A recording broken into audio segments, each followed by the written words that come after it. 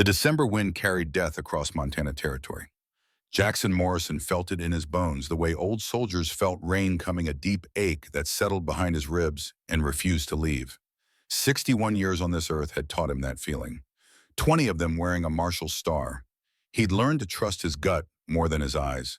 His mare, a gray named Patience, picked her way through the snow-laden pines with the careful gait of a creature that understood winter could kill as easily as any bullet. Jack let her choose the path. She kept him alive, through worse. 3 weeks.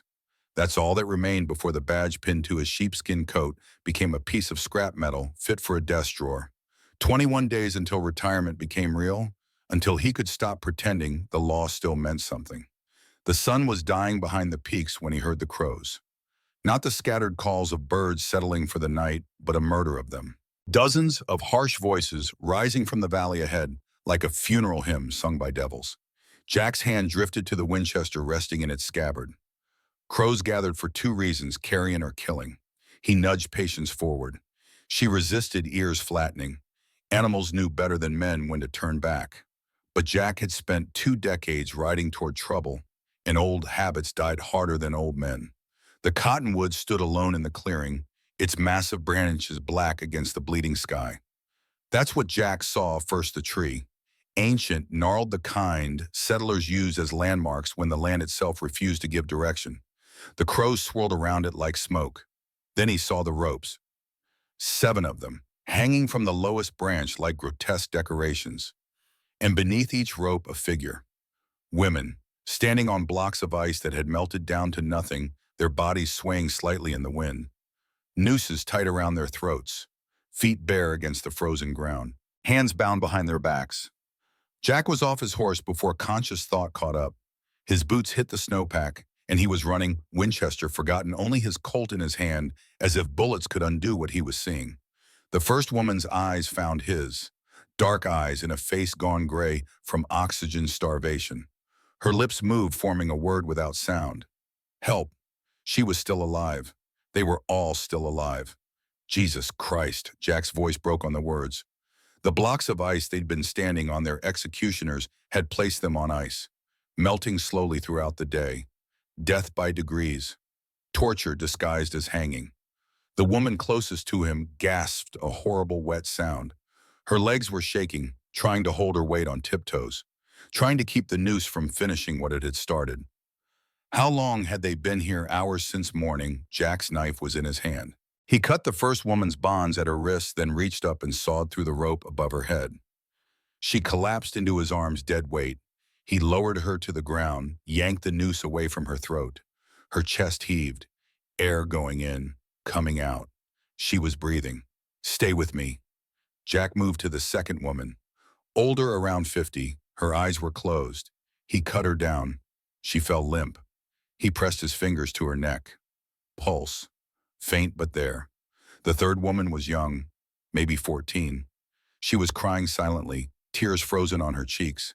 Jack cut her down and she grabbed his arm with hands gone blue from cold and held on like he was the only real thing left in the world. I've got you. You're safe. I've got you. He worked faster. 4th woman, 5th, 6th. The ropes resisted, good hemp thick as his thumb. Whoever had done this wanted to make sure their victims couldn't break free. The knife blade dulled with each cut, but Jack kept sawing, kept moving, his breath coming hard now, his hands shaking not from cold but from rage so pure it felt like fire in his veins. The 7th woman was the first one who'd looked at him. She hit the ground and rolled, came up on her knees coughing. When she looked at Jack again, her eyes were different, no longer pleading, calculating. Who are you? Her voice scraped like steel on stone. U.S. Marshal Jackson Morrison. Jack was already moving, checking each woman. Pulses, breathing. The young one, barely more than a child, was in the worst shape. Lips blue, skin waxy. We need to get you warm. My camp is 2 miles north. Can you walk? What makes you think we want your help? The first woman pushed herself upright. She swayed but stayed standing.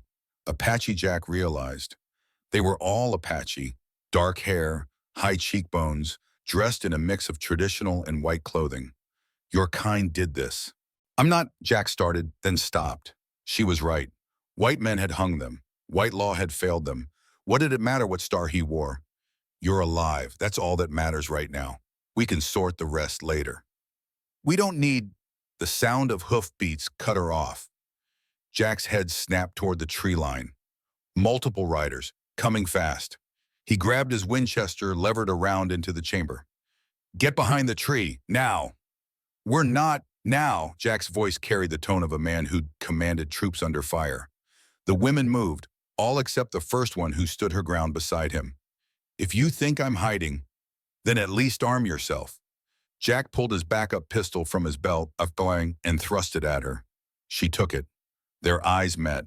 Some understanding passed between them. Not trust, something older. The recognition of two people who'd both learned that survival meant making allies out of enemies. 8 riders broke through the pines. They fanned out in a semicircle, cutting off retreat. Good horses, good weapons, men who knew how to move as a unit. The one in front wore a silver star on his chest and a smile that didn't reach his eyes. Marshal Morrison. The man's voice carried easy authority. You're interfering with the law. Jack kept the Winchester level. Sheriff Thorne didn't know the law involved hanging women without trial. These women murdered 3 settlers. Ethan Thorne sat his horse like a man born in the saddle, clean-shaven, well-dressed. Everything about him said legitimate. I was in the process of transporting them to Fort Ellis when they escaped. What you're seeing is the result of their capture. Is that so? Jack glanced at the ropes at the carefully placed ice blocks. This how you transport prisoners by the neck. Thorne's smile didn't waver. They were violent. We had to restrain them. By hanging them, Jack's finger rested on the trigger. 8 against 1, bad odds. But he'd faced worse. That's a creative definition of restraint. My jurisdiction, marshal, my rules. Thorne's hand moved toward his pistol. Now step aside, these women are coming with me. To where another tree? To justice. Justice, Jack tasted the word, found it bitter. I'm taking them to Fort Ellis myself, federal jurisdiction. You'll have your trial, legal and proper. You're out of your territory, Morrison. This is Last Chance County. My authority supersedes yours. Not when it comes to murder charges against civilians. Jack's voice stayed level. Federal law is clear. I have the right to transport them. Thorne's smile finally died. You're making a mistake. Wouldn't be the first time. The standoff held, 8 guns against 1. Jack's mind raced through options. He couldn't win a straight fight, but if he could create chaos, scatter their horses, buy time for the women to run, the woman beside him spoke. Her voice carried across the clearing like a blade. He's lying. We didn't kill anyone. We found something. Something he doesn't want seen. Thorne's face changed, just for a moment. A flicker of something underneath the lawman's mask. Fear, no calculation, like a card player who'd just been dealt an unexpected hand. The half-breed is a liar, Thorne said. She's wanted for, I don't care. Jack cut him off. Right now, all I care about is getting these women medical attention. We'll sort out the accusations after. I can't let you do that. You don't have a choice. 8 guns say otherwise. Jack's thumb pulled back the hammer on his Winchester. The sound carried in the cold air like breaking bone. Your men are hired hands, mine's federal authority. You willing to bet they'll kill a U.S. Marshal for your paycheck? Because I guarantee that's what it'll take. The men behind Thorne shifted in their saddles, not scared, but uncertain.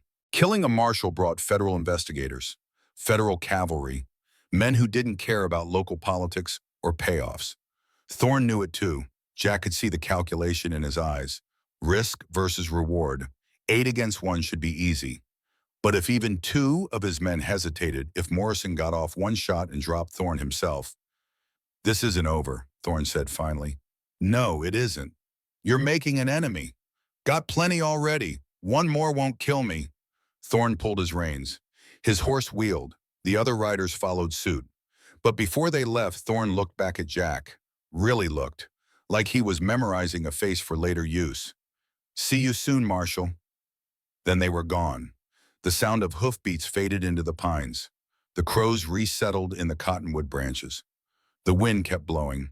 And Jack stood in the clearing with 7 Apache women in the certain knowledge that he'd just bet his life on a hand he couldn't win. The first woman lowered the pistol. You should have shot him. On what grounds being an asshole isn't a crime? He tried to kill us. I know. And you let him ride away. I did. Why, Jack finally lowered the Winchester. His arms ached. Not from the gun, from the adrenaline burning off. Because I need evidence. Your word against his. A sheriff in his own county. Right now, you're just escaped prisoners in the eyes of the law. We need more than accusations. We need him dead. That too. Jack met her eyes. But dead doesn't prove guilt. It just makes more graves. She studied him. You're not like other white lawmen. Maybe I'm tired of being like them. Jack turned toward his horse. Can you ride? Can you? A smile twitched at Jack's mouth. First one in hours. Fair question. Name's Jack. Kaya. She didn't offer her hand. These are my sisters, not by blood, by circumstance. Jack nodded toward each woman in turn. Maka the eldest, Ayasha the warrior, Nuna still silent from trauma, Halona the observant cousin, and Dakota the youngest barely clinging to consciousness. 5 names, 5 stories, all of them watching him with eyes that had seen too much death to trust easy promises. My camp is 2 miles north. I've got blankets, fire, food. After that, Jack hesitated. After that, I don't know. I was supposed to be heading to Deer Lodge. 3 weeks until retirement. This wasn't in the plan. Plans change, Kaya said. They do. Are you really taking us to Fort Ellis? I am. Even though Thorne will come after you. Especially because of that. Kaya's expression shifted.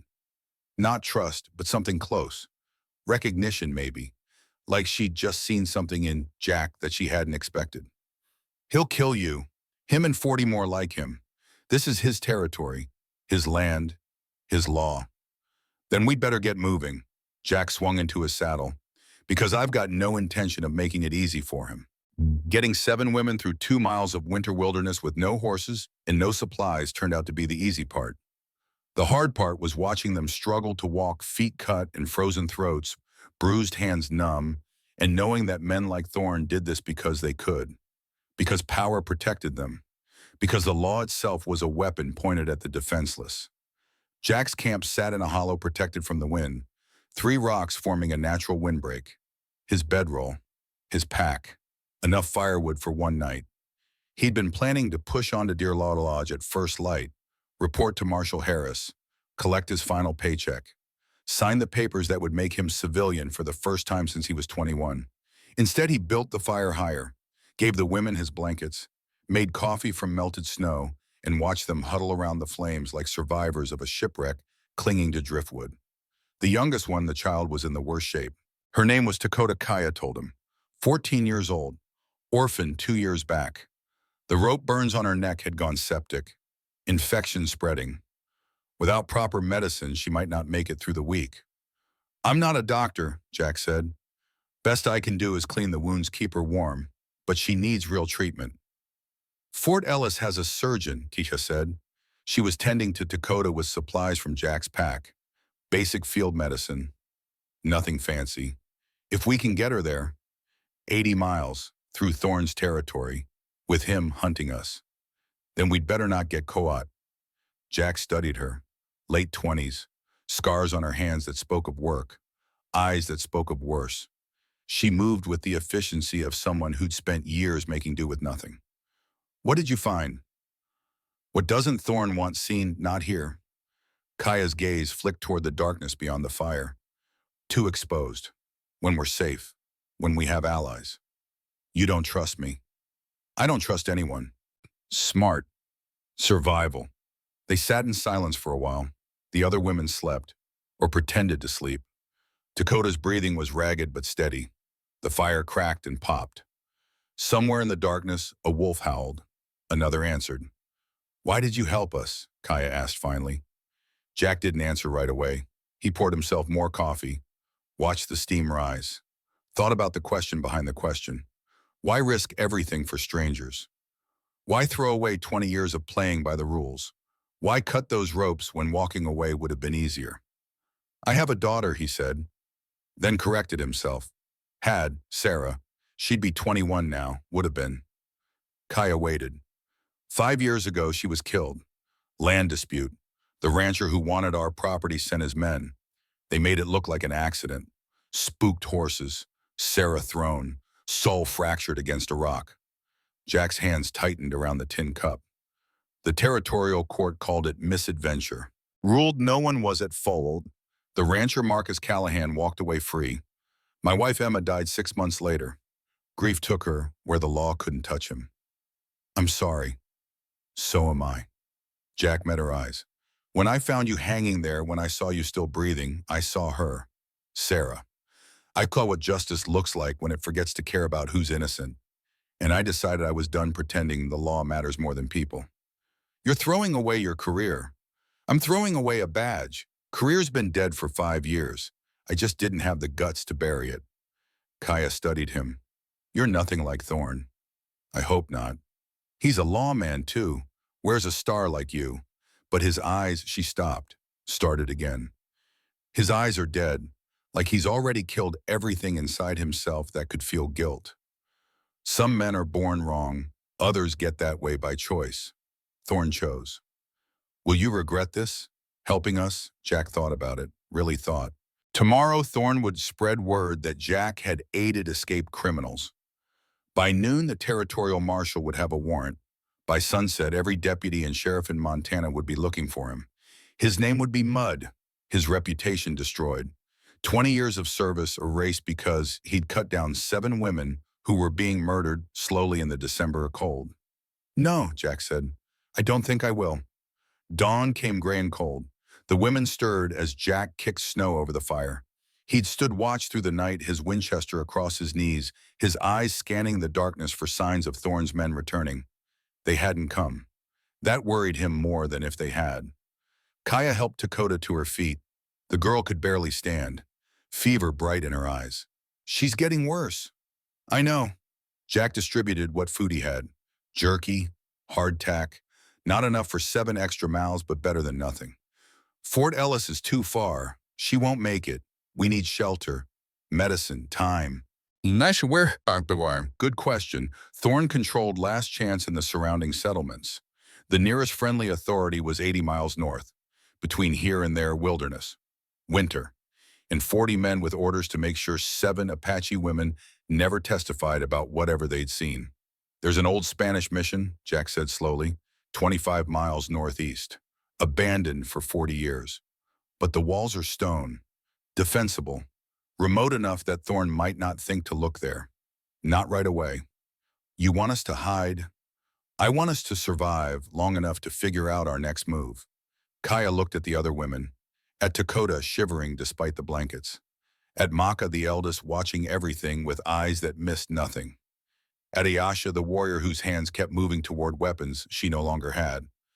How long can we hold out in this mission? Depends how fast Thorne finds us. Days maybe, a week if we're lucky. And then we run or we fight or we die? Jack shouldered his pack.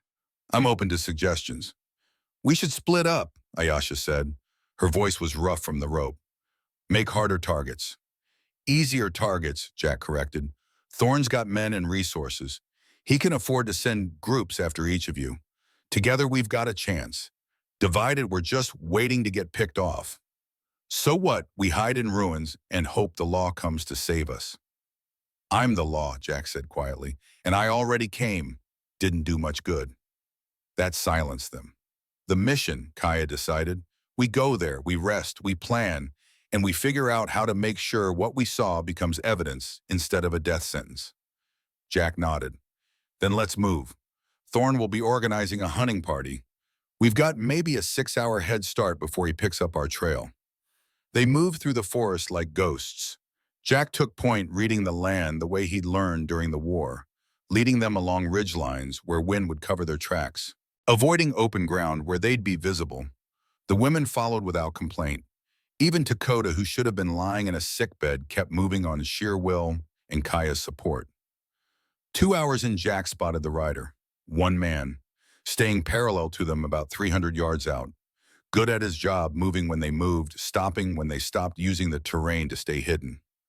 But not good enough. Jack had been tracking Lakota war parties before this man was born. "We're being followed," he murmured to Kaya. "I know. Noticed him an hour ago." Jack blinked. "And you didn't say anything." "Wanted to see if you'd noticed too." Despite everything, Jack smiled. "Fair test. Think he's Thorns. Or he's watching to see where we go. Report back." Same result either way. He's not attacking, just observing. "So we lose him or kill him?" Jack considered. Killing solved the immediate problem, but confirmed they were willing to murder. That played into Thorne's narrative about violent criminals. But letting the scout report their position meant giving up their only advantage, the element of surprise about their destination. "There's a creek bed ahead," Jack said. "Half-mile, deep enough to hide our tracks if we're careful. We'll split there. You take the women north along the water. I'll break south, leave obvious signs. Our shadow will follow me. By the time he realizes I'm alone, you'll be at the mission.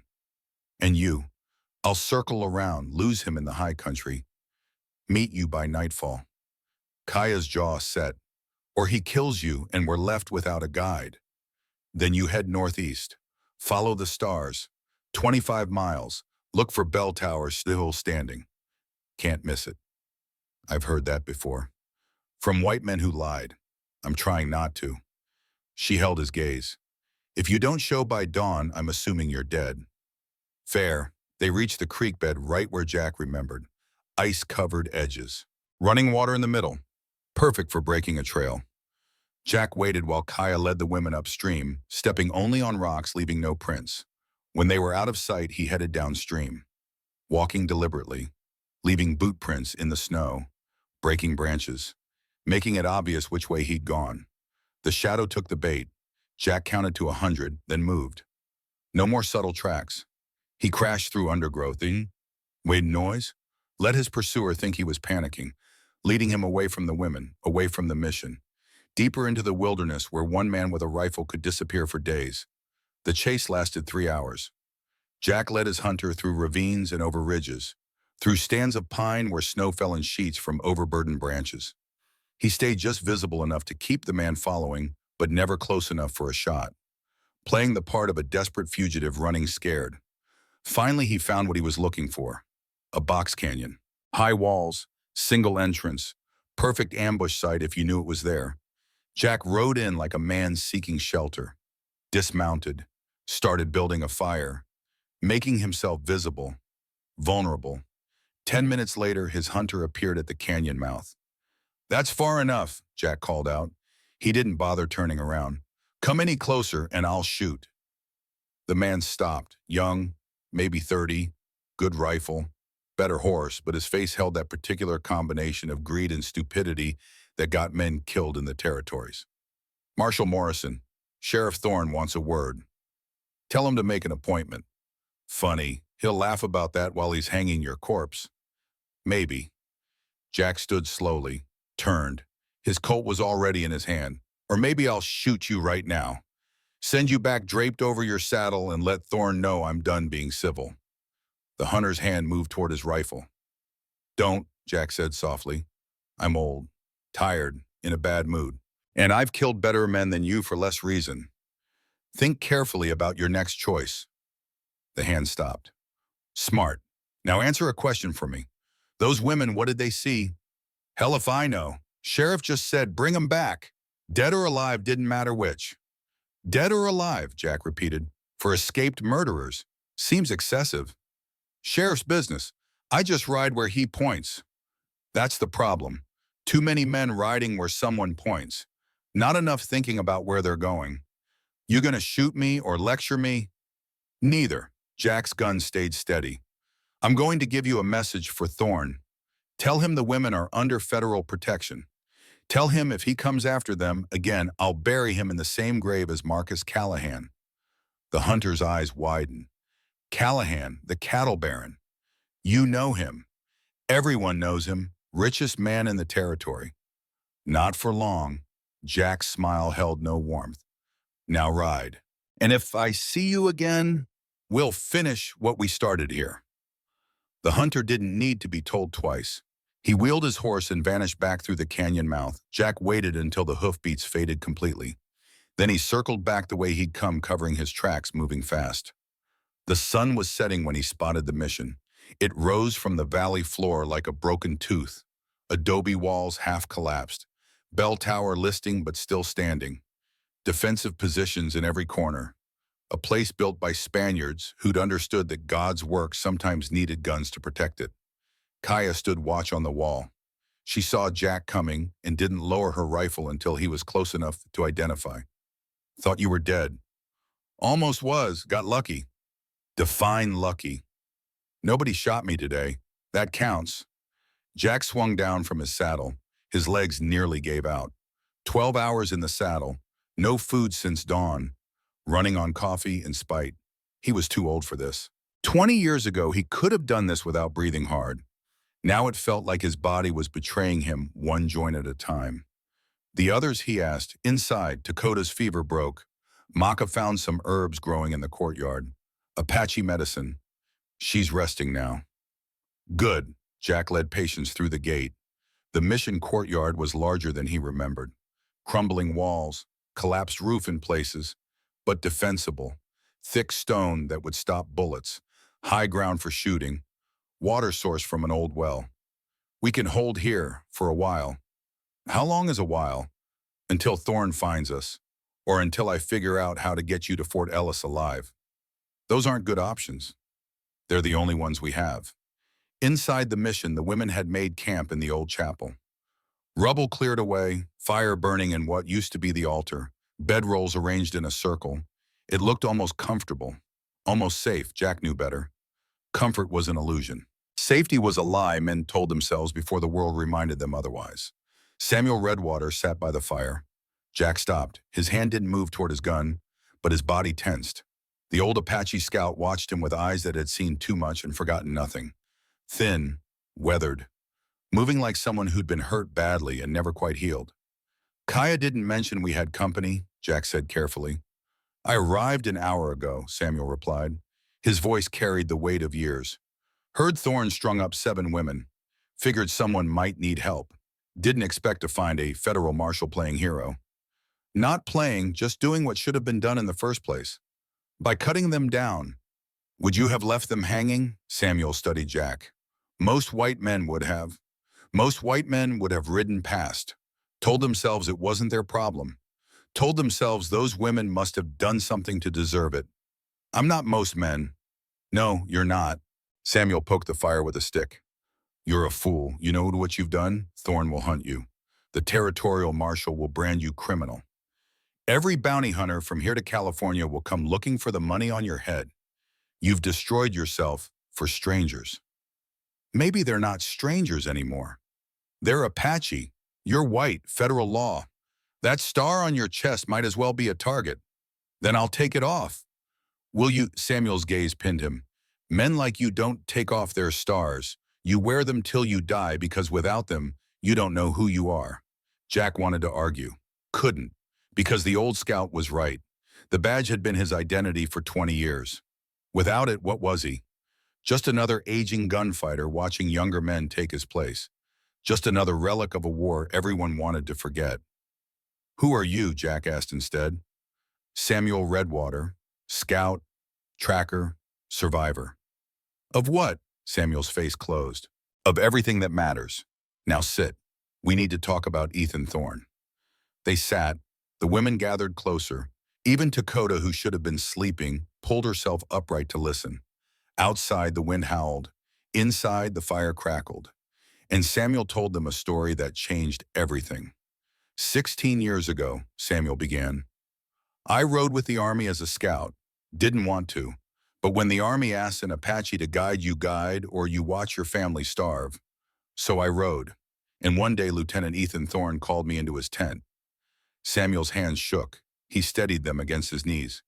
He wanted to find a Chiricahua camp, Red Canyon north of here.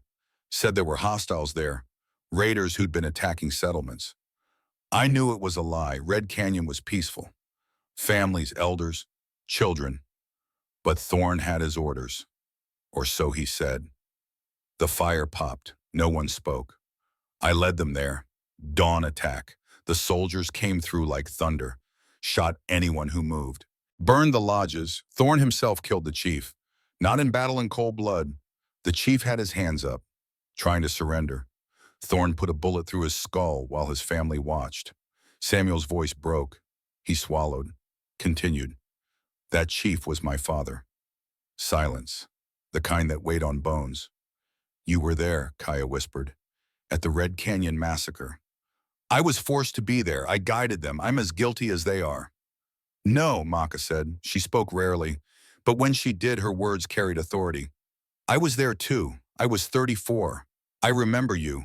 Remember your face. Remember you tried to warn us. Remember the soldiers stopped you. Put a gun to your head.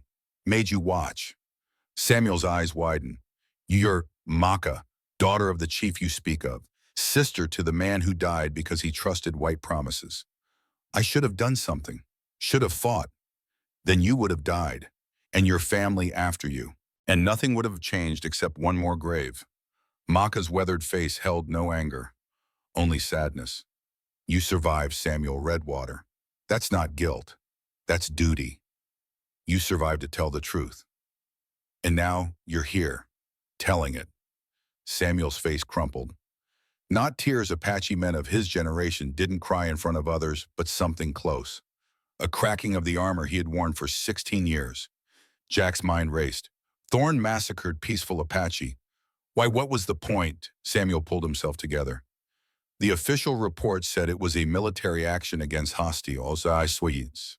Casualty count was listed as minimal. Reality 70 dead. Women, children, elders. Anyone who could have witnessed what happened. What did happen? Kia demanded. Beyond the killing. There's more. There's always more. Samuel met her eyes. Before the attack, Thorne met with my father. Private meeting. Asked about something. My father refused. Thorne got angry. The next day, the massacre. What did he ask about? I don't know. But after everyone was dead, Thorne went to my father's lodge, searched it, tore everything apart, looking for something. He was furious when he didn't find it. A map, Maka said quietly. He wanted the old map, the one showing the sacred places, the gold places. Our ancestors found gold in these mountains 100 years ago. They never mined it. Gold is for the earth, not for men. But they mapped it, remembered it. My father kept that map, refused to give it to anyone, especially whites. He knew what would happen if they found the gold. Thorne got the map, Kaya said, understanding dawning. That's what this is about. Not a war crime, not revenge, gold. But how do you know he got it? Jack asked. Because we found it, Kia said. 3 days ago, we were tracking stolen horses. Followed them into a canyon 20 miles west of here, hidden by rocks and trees. There's a mine there, active, equipment, ore, men working. We saw Thorne meeting with the foreman, saw them dividing gold, saw enough to know this wasn't legal. And Thorne saw you, Jack had finished. Yes, we ran. He came after us, caught us, hanged us. Would have succeeded if you hadn't come along. Jack leaned back, the pieces clicking together. So Thorne massacred an entire village to steal a gold map. He's been mining illegally for 16 years, making a fortune, using his position as sheriff to cover it up. When you stumbled on his operation, he tried to silence you. Same way he silenced anyone else who got too close. And now he'll silence you, Samuel said, because you cut those ropes, because you know the truth. Does anyone else know about the mine, about the massacre? The territorial marshal might, but he's on Callahan's payroll. Jack's blood went cold. Callahan, Marcus Callahan. You know him. He killed my daughter. Jack's hands curled into fists. 5 years ago, hired men to make it look like an accident. Got away with it because he owns half the judges in Montana. He owns more than judges. He owns mines, claims, land. He and Thorne have been partners for years. Callahan launders the gold through his cattle business. Makes it look legitimate. In return, Thorne keeps the mine secure. Keeps witnesses quiet. Permanently, Kaya added. Jack stood, walked to the wall, looked out at the darkness. 2 men, Thorne and Callahan, both responsible for atrocities, both protected by law, both walking free while good people died. His daughter Sarah had been 16 when Callahan's men killed her. Bright, kind, wanted to be a teacher. She'd never hurt anyone in her life. And they'd crushed her skull because her father owned land some rich man wanted. I tried to get justice for Sarah, Jack said quietly, followed every rule, filed every report, testified at the inquest, believed the system would work. It didn't. Callahan's lawyer claimed the horses spooked naturally. No evidence of foul play. Case closed. And his voice cracked. I pinned on my badge the next day and pretended the law still meant something. Kaya appeared beside him. It means what we make it mean. That's vigilante talk. Is it or is it justice when the courts fail? There's a difference. Not to the people who die waiting for the courts to work. Jack couldn't argue. She was right. The law was supposed to protect people. But when the law itself became the weapon used against the innocent, what then? Where did a marshal draw the line between order and murder dressed up as justice? What happened to your wife? Kaya asked gently. Emma. Jack stopped, started again. She died 6 months after Sarah. Doctor said her heart just stopped. But I know the truth. Grief killed her. She couldn't live in a world where our daughter's murderers walk free. So she left. And I stayed. Wearing this badge, pretending it still meant something. Maybe it means something different now. Maybe. They stood together in silence. Two people from different worlds united by the same understanding. The system was broken. The law was broken. The only question was whether broken things could be fixed or if they needed to be torn down and rebuilt from scratch. Behind them, Samuel spoke.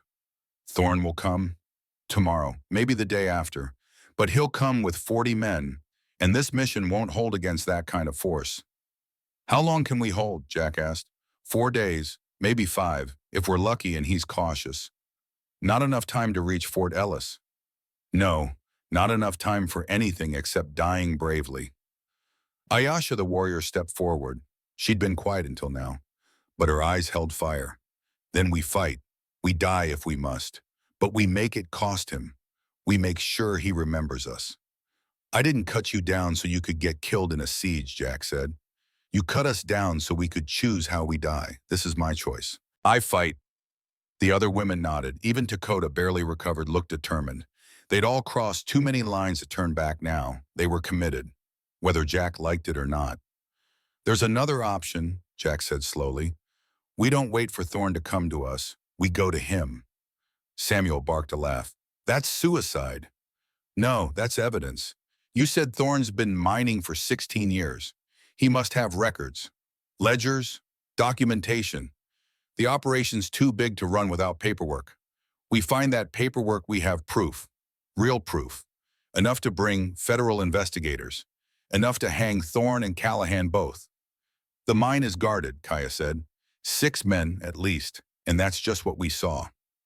Then we go at night, scout it properly, find where they keep the records, take them, get them to the federal prosecutor in Helena before Thorne even knows they're missing. And if we're caught, then we're already dead, might as well die trying. They looked at each other. Jack saw calculation in their eyes. Risk versus reward. Certain death in a siege versus possible death on a raid. The math wasn't pretty either way, but at least one option led somewhere other than a grave. I'll go with you, Samuel said finally. I know the terrain, and I owe those people at Red Canyon. Maybe this is how I pay that debt. I'm going, Kaya said. No debate in her voice, just fact. And me, Ayasha added. Jack wanted to argue, wanted to say they should stay safe while he took the risk, but he looked at their faces and knew better. These were women who'd been hanged and lived, who'd lost everything and kept fighting. They weren't fragile. They weren't victims. They were survivors. And survivors didn't hide while someone else took the lead. Tomorrow night, Jack decided, we scout, we plan, and then we take that mine. That night, Jack took first watch. He stood on the wall and looked out at the darkness and wondered what the hell he thought he was doing. 61 years old, 20 years behind a badge, 3 weeks from retirement, and now he was planning a raid on an illegal mine to steal evidence from a corrupt sheriff who'd already tried to kill 7 women. His wife Emma would have laughed. Then she would have helped him plan it. She'd always been the brave one, the one who saw what needed doing and did it without hesitation. Jack had spent their marriage following her lead, pretending he was the strong one when really she'd been carrying them both. After Sarah died, Emma had wanted revenge, wanted Callahan's blood.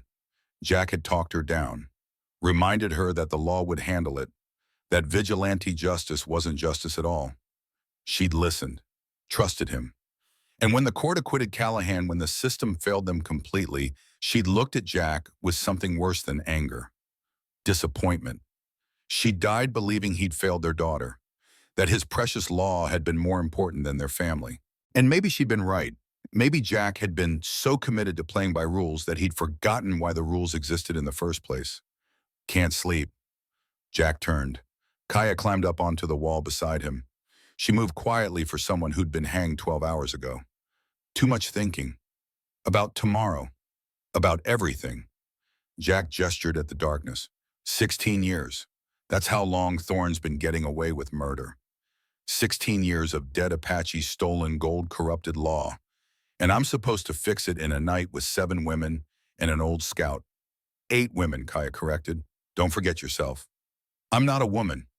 No, but you're as broken as we are. And the broken make good allies. We understand what it costs to fight. Jack couldn't argue with that. Tell me about your daughter, Kaya said. The real story, not the one you told earlier. Jack almost said no, but something in Kaya's face, open, honest, willing to listen, made him want to talk. Sarah was 16, loved horses, could ride before she could walk properly, smart too, read everything she could get her hands on. Wanted to be a teacher. Said she was going to open a school in Deer Lodge, teach children who didn't have access to education. She sounds wonderful. She was. Jack's throat tightened. The day she died, Callahan's men came to our ranch. Said Callahan wanted to buy the land. My father had homesteaded it 30 years before. I'd grown up there, raised Sarah there, buried Emma's parents there. It was ours. I said no. And he killed her for that. Not directly, too smart for that. His men spooked the horses, made it look like an accident. Sarah was thrown, hit her head on a rock, died instantly. Jack's hands shook. He steadied them. I found her lying in the grass, still warm, eyes open, looking at nothing. Kaya put her hand on his, squeezed gently. I carried her body home. Emma saw me coming. Knew before I said anything, she screamed. Fell to her knees. Stayed there for hours. I had to pry Sarah out of her arms to bury her. And Callahan walked free. The inquest ruled it accidental death. No evidence of foul play. Callahan's lawyer was so good that by the end everyone believed the horses had spooked naturally. I was the only one saying otherwise. And without proof. Jack shrugged. The law requires proof. I didn't have it. So you let him go. I followed the law, like I'd been trained, like I'd sworn to do. And it destroyed my family. Is that why you helped us? Because you saw your daughter in us?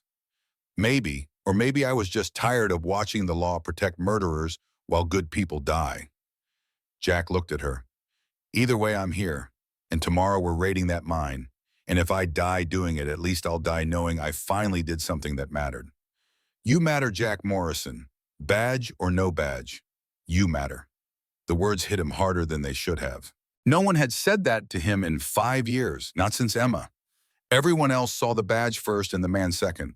But Kaya was looking at him, really looking, and seeing something worth defending. Thank you, he managed. Don't thank me yet. We might all be dead tomorrow. True, but tonight we're alive. That counts for something. They stood together on the wall and watched the darkness and said nothing more because nothing needed saying.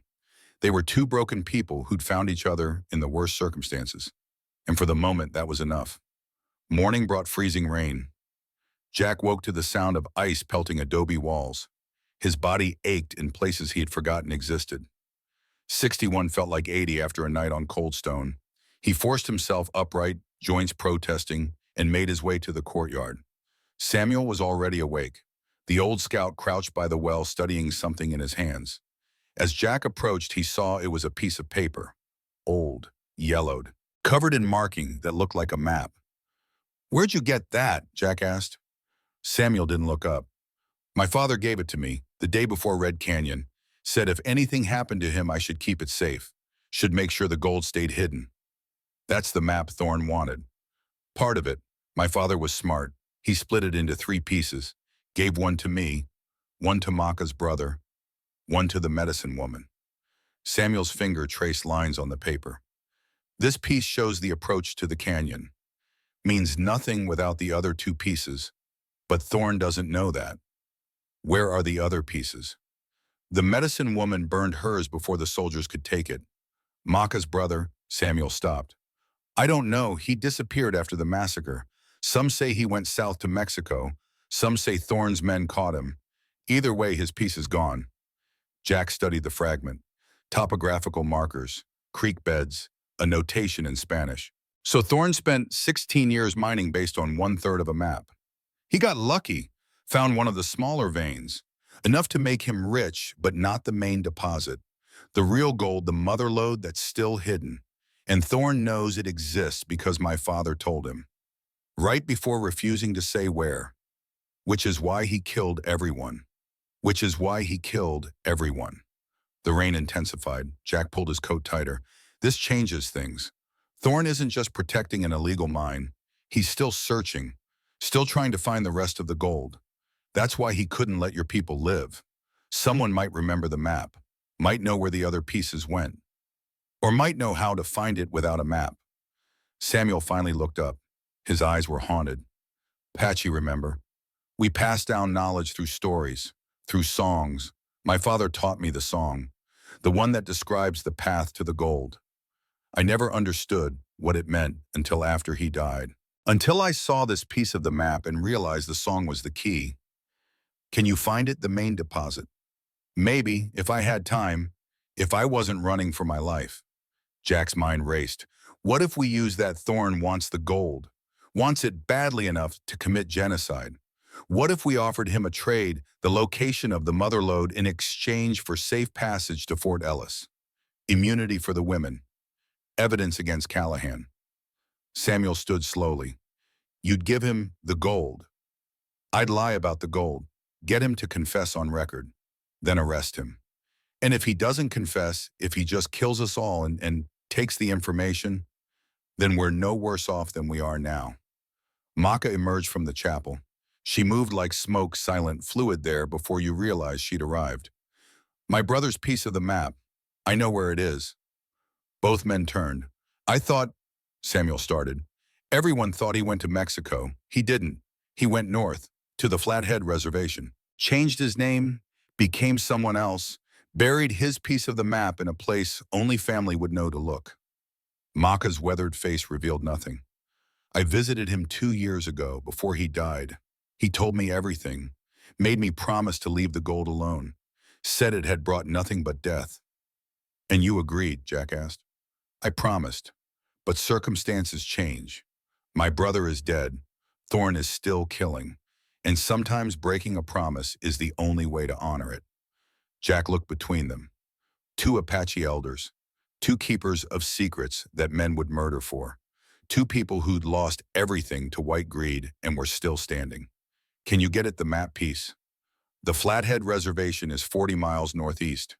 2 days hard ride. Longer in this weather. Too long. Thorne will find us before then. Unless we split up, Kaya said. She stepped out of the chapel doorway. How long had she been listening? Maka goes for the map. The rest of us raid the mine tonight. If we succeed, we have evidence. If we fail, at least the map stays hidden. And if you all die, Maka challenged, then you take the map to the federal prosecutor yourself. Tell them everything. Make sure our deaths mean something. Samuel shook his head. 40 miles alone.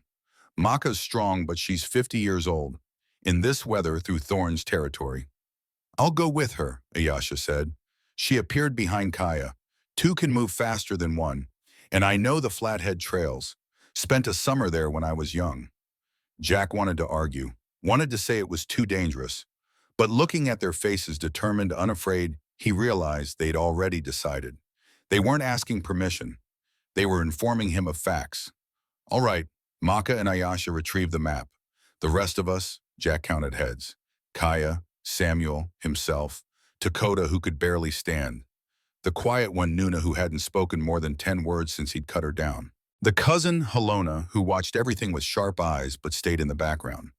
6 of us hit the mine, in and out before dawn. Get the records. Get gone. Dakota can't fight, Kaya said. She should stay here. Rest. I can shoot, Dakota said. Her voice was rough but firm. And I can keep watch. I'm not useless. No one said useless, but you're hurt. So is everyone. That silenced the objection. They were all hurt, all damaged, all running on borrowed time and stubbornness. One more or less didn't change the odds significantly. Fine. Dakota stays here as rear guard. If Thorne's men show up, she signals 3 shots evenly spaced. We come running. Jack looked at the sky. We've got 12 hours until dark. Let's use them. They spent the morning planning. Samuel drew the mine layout in the dirt with a stick. Single entrance. Guard posts at the canyon mouth. Main shaft going deep into the rock. Side tunnels where the actual mining happened. Foreman's shack where they'd likely keep the records and ledgers. 6 guards, minimum, Samuel said. Maybe more at night. They work 20-hour shifts, sleep in tents near the entrance, rotate watches every 4 hours. So we go during the shift change, when they're tired and distracted. Jack studied the crude map. How many workers total? 30, maybe 40. Mix of hired hands and men who don't ask questions. Thorne pays well, better than any legitimate mine in the territory. That kind of money buys loyalty. Or silence. Same thing in the end. Kaya traced a path with her finger. Here, this ridge overlooks the canyon. We can scout from there without being seen, confirm the number of guards, watch their patterns. And if the count is wrong, if there's 20 guards instead of 6, then we abort, come back with a better plan. Jack met her eyes. I'm not getting you killed for paperwork. The paperwork proves genocide. Only if we live long enough to show it to someone. They stared at each other, testing, measuring. Finally, Kaya nodded. We scout first. Abort if the odds are impossible. But if there's any chance, we take it, Jack finished. Maka and Ayasha left at noon. Jack watched them disappear into the freezing rain. 2 women on a 40-mile journey through hostile territory in December. Their odds weren't good. But then neither were his. The afternoon crawled. Jack cleaned his weapons, oiled the action on his Winchester, checked the loads in his Colt, made sure his knife was sharp. Rituals from the war, small actions that kept your hands busy and your mind from dwelling on all the ways you could die. Nuna approached him. She'd been silent since the hanging tree. Trauma, Jack figured. The kind that lived behind your eyes and came out in nightmares. But now she stood in front of him with something in her hands, a leather pouch. Medicine, she said. Her voice was barely audible. Apache, for pain, for staying alert, for not sleeping when you need to stay awake. Jack took the pouch. Inside were dried herbs, some he recognized, some he didn't. Thank you. You saved us. I repay. You don't owe me. I repay, she repeated, firmer this time. Then she was gone, back to the corner where she sat and watched and said nothing. Halona was next, the cousin, early 30s, pretty despite the bruises and rope burns. She carried herself like someone used to being underestimated. You should know something about Kaya. Jack waited. She's not just angry about the hanging, about what Thorne tried to do. She's angry because she trusted him once. That got Jack's attention. What? 2 years ago, before he was sheriff, when he was just a deputy, Kaya's village needed help. Drought, starvation. Thorne came with supplies, said he wanted to help, said he believed in peace between Apache and whites. Kaya believed him, helped him learn Apache ways, taught him the language, introduced him to the elders. And he used that knowledge. He used everything. Learned our trails, our hiding places, our sacred sites. Then when Thorne became sheriff, when he got power, he used it all against us. Every kindness we showed him became a weapon pointed at our throats. Jack absorbed that. She blames herself. She blames herself for trusting, for believing a white man could be different. And now you come along another white man asking for trust, and she wants to believe again, but she's terrified it'll end the same way. It won't. How do I know that? How does she? You don't, and she doesn't. But I'm here anyway, throwing away my career, risking my life. Either I'm the most committed liar in Montana, or I'm telling the truth. Helona studied him. Kaya thinks you're trying to die. She thinks you helped us not because you care, but because you've got nothing left to lose. That you're using us as an excuse to go down fighting. Jack wanted to deny it. Couldn't, because there was truth in the accusation. Since Emma died, he'd been waiting for an excuse to stop pretending. To stop wearing the badge like it meant something when it had become just another lie, he told himself. Maybe I am how I am, Jack said finally. But that doesn't change what needs doing.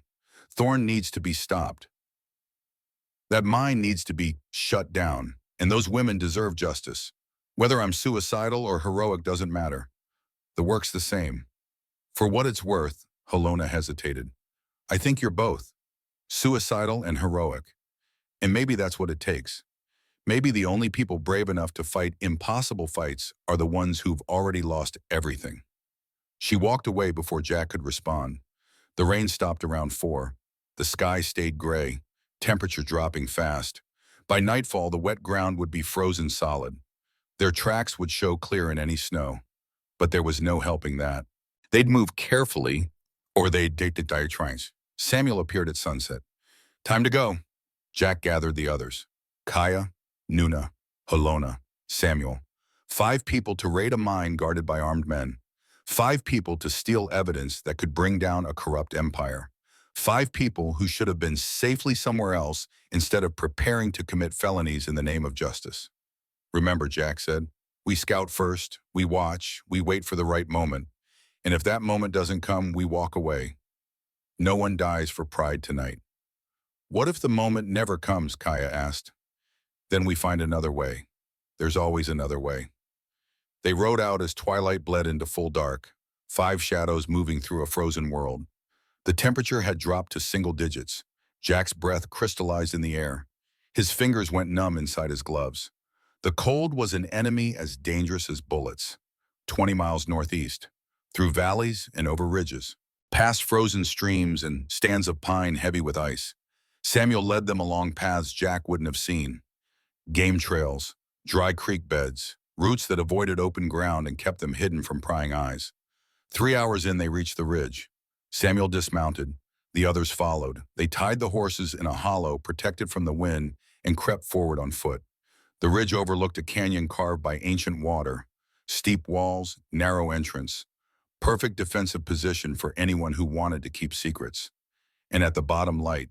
Torches burned at the canyon mouth. More lights deeper in. Jack counted 6 guards visible from this angle. 2 at the entrance. 4 patrolling the interior. Probably more inside the tunnels where they couldn't be seen. Same as before, Samuel whispered. No increase in security. Why would there be? Thorn thinks we're hiding in the mission waiting to die. Jack studied the layout. The foreman's shack. Where is it? Samuel pointed. A structure near the main shaft entrance. Larger than the tents. Permanent construction. Smoke rising from a chimney. There, but getting to it means crossing open ground. Means being visible for at least 30 seconds. 30 seconds is a lifetime when someone's shooting at you. So we create a distraction. Draw the guards away. Like what? Kaya smiled. It wasn't a pleasant expression. Fire. She explained her plan. It was simple, risky, probably suicidal, but it had a chance of working if they moved fast and got lucky. The mine used powder for blasting, kegs of it stored in a shed near the entrance. Poorly secured because who would be stupid enough to attack a mine in the middle of winter set that shed on fire and the guards would panic, would run to put it out before the whole thing exploded and brought down half the canyon. That would give them maybe 2 minutes. 2 minutes to reach the foreman's shack. Break in, find the records. Get out before anyone realized they'd been robbed. And if the powder does explode, Jack asked, then we'd better be gone before it does. They waited until midnight. The guard shift changed. New men stumbled out of tents. Old men stumbled in. Everyone was tired, cold. thinking about sleep instead of watching for threats. Jack gave the signal. Samuel disappeared into the darkness. He moved like a ghost, 70 years old and still capable of approaching a guarded position without being detected. The skill of a lifetime spent surviving white expansion by being invisible until he chose to be seen. 5 minutes passed. 10. Jack's nerves stretched tight. What if Samuel was caught? What if the plan failed before it started? What if flame bloomed in the darkness? The powder shed lit up like a miniature sun. Fire climbed the walls, spread to the roof. Men shouted, guards ran. The entire camp erupted into chaos as everyone scrambled to contain the blaze before it reached the powder kegs inside. Jack ran. He crossed the open ground in a low crouch. The women followed. They moved fast. No stealth now, just speed. Get to the shack. Get what they came for. Get gone before anyone noticed. The shack door was locked. Jack didn't hesitate. He kicked it in. The wood splintered. The door crashed open. They poured inside. Papers everywhere. Ledgers on shelves. Maps on the walls. A desk covered in correspondence. More documentation than Jack had dared hope for. Thorne had kept everything. Every transaction. Every payment.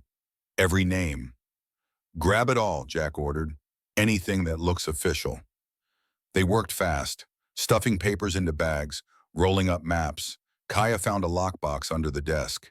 She pried it open with a knife. Inside gold bars, each stamped with Thorne's mark. Proof of illegal mining. Proof of stolen wealth. We can't carry it, Kaya said. Too heavy. Leave it the gold. Take the paperwork. Jack was at the desk. He'd found what he was looking for. A journal. Thorne's personal journal. He flipped through pages. Dates, names, transactions, and there buried in the middle an entry from 16 years ago. Met with Apache chief today. Refused to provide map. Will need to take stronger action. Callahan agrees. Civilian casualties regrettable but necessary. Will ensure no witnesses remain. Jack's hands shook. This was it. Written proof. Premeditated genocide. Both Thorne and Callahan named. This journal alone would be enough to hang them both. Got it, he said. Let's move. Outside, the chaos had intensified. The fire was spreading. Someone had seen them. Shots rang out. Bullets punched through the shack walls. Jack dove for cover. The women scattered. Out the back, Samuel appeared in the doorway. His face was streaked with soot. They're surrounding us. We need to go now. They ran. Through the back door into darkness. Shots followed them. Men shouting. The entire mine coming alive like a kicked hornet's nest. Jack fired behind him without aiming. Just laying down cover. Buying seconds. The ridge was too far. They'd never make it in a straight line. Samuel veered left, led them toward a side canyon. Narrow, dark, defensible if it came to that. They plunged into blackness. Jack's shoulder hit rock. He bounced off, kept running. His lungs burned. His legs screamed. 61 years old and running for his life through a frozen canyon at midnight. Behind them, the powder shed exploded. The blast lit up the night. Thunder rolled through the canyon. The shockwave knocked Jack off his feet.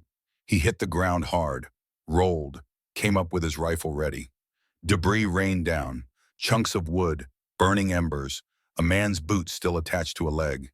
The canyon behind them collapsed, rocks and snow avalanching down, sealing the entrance, cutting off pursuit. In the sudden silence, Jack could hear his heart hammering. He counted heads.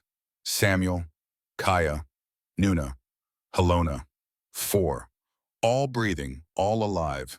They'd done it. They'd raided an illegal mine, stolen evidence, blown up a powder magazine, and survived. We need to move, Samuel said. His voice was calm, like they'd just finished a Sunday stroll. The explosion will bring more men. Thorne's men. We've got maybe an hour before they organize a search. They stumbled through the side canyon. Jack's hands were numb, his face burned from the blast heat. The bag of papers weighed on his shoulder like justice itself, heavy, undeniable, worth dying for. They reached the horses as dawn touched the eastern sky. The animals were spooked but unharmed. They mounted up, turned toward the mission, toward whatever was coming next. Jack looked at the journal tucked in his coat. at the evidence that would end two men who'd gotten away with murder for too long. At justice held together by paper and ink and one old marshal who'd finally remembered why he'd worn a badge in the first place.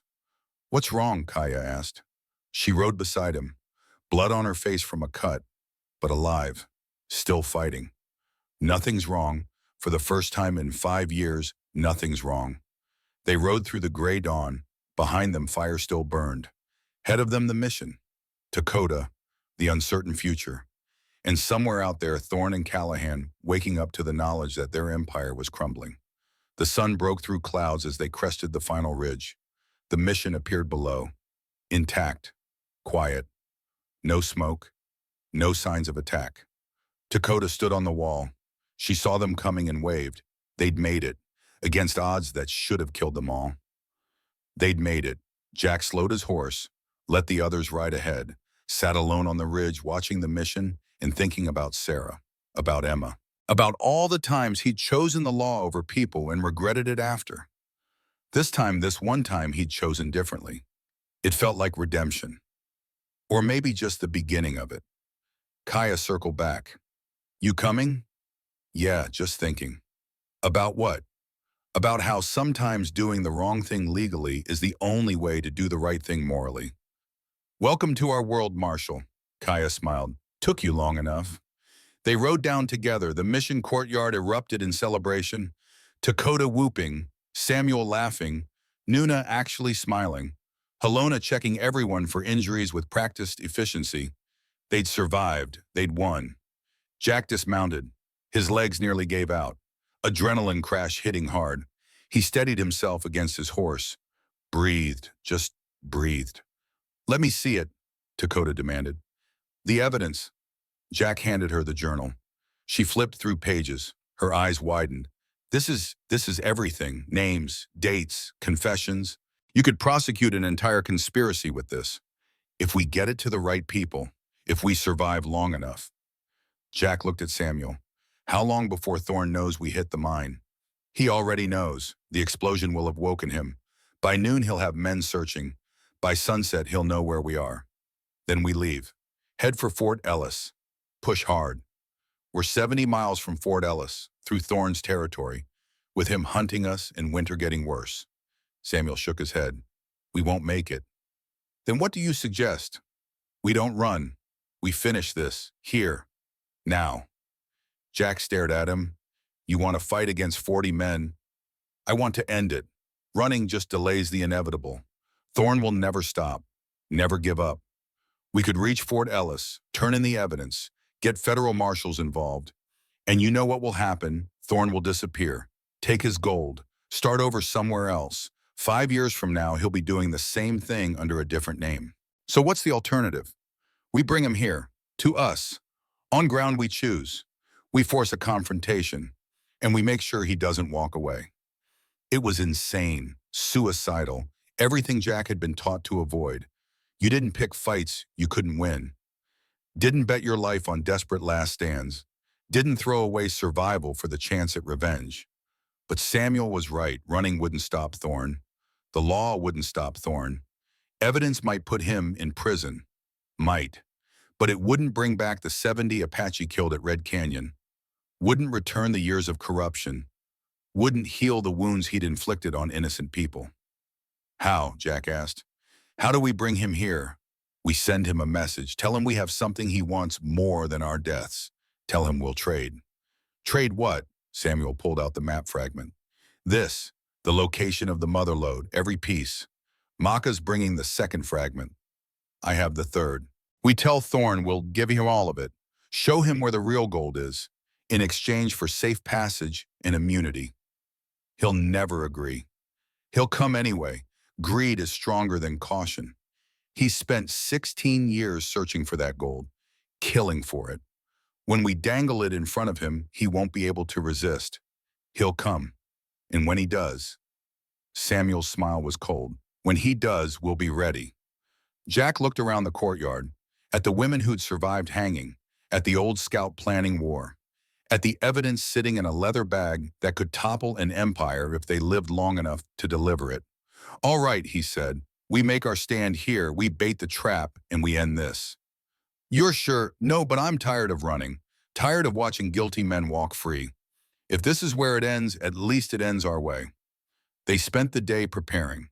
Jack walked the mission walls, marked firing positions, counted exits, calculated angles. The structure was defensible but not impregnable.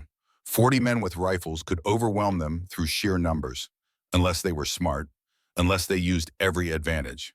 Here, Jack said, pointing to a collapsed section of wall, we block this, force them to come through the main gate, funnel them into a kill zone. Samuel nodded. We'll need traps, pitfalls, obstacles, anything to slow them down.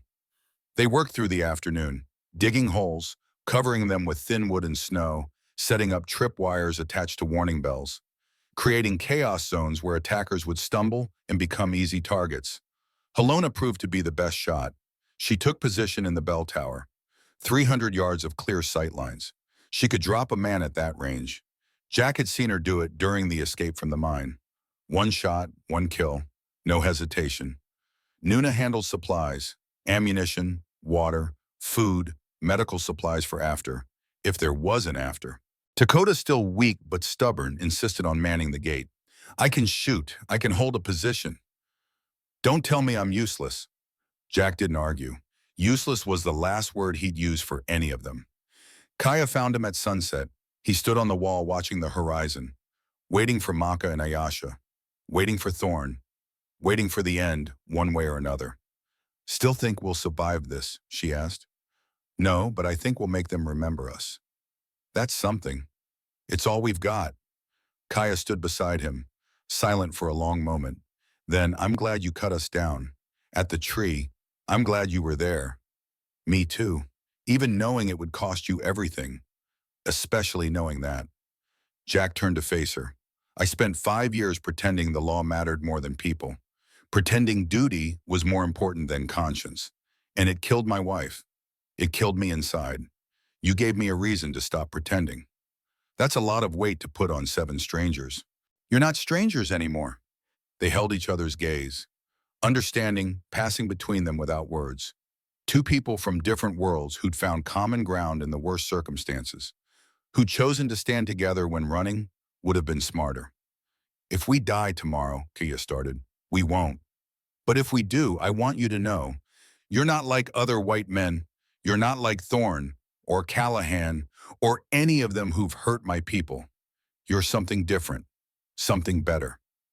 I'm just a man trying to do the right thing too late. Late is better than never. Hoofbeats interrupted them. 2 riders approaching from the northeast, Maka and Ayasha. They came through the gate at a gallop. Both looked exhausted, but alive. Maka dismounted. She held something in her hands, a leather wrap. She brought it to Samuel. The second piece, just where my brother said it would be. Samuel unwrapped it carefully. Another fragment, more topographical markers, more notations. He laid it beside his own piece. The edges didn't quite match. There were gaps, but the overall picture was starting to form. With all 3 pieces, we could find it, Samuel said quietly. The mother lode, enough gold to make Thorne's current operation look like pocket change, enough to corrupt a dozen men or fund a dozen wars. Or leave it where it is, Maka said. Let the earth keep its secrets. That too. Jack looked at the maps, at the temptation they represented, at the blood they'd already cost. We use them as bait, nothing more. After this is over, we burn them. Make sure no one ever finds that gold. Agreed, Samuel said. Augured, Maka echoed. They spent the evening writing Thorne's invitation. Jack kept it simple, Sheriff Thorne. We have what you've been searching for, all 3 pieces of the map. Come to the old Spanish mission at dawn. Come alone. We'll trade the gold's location for our freedom.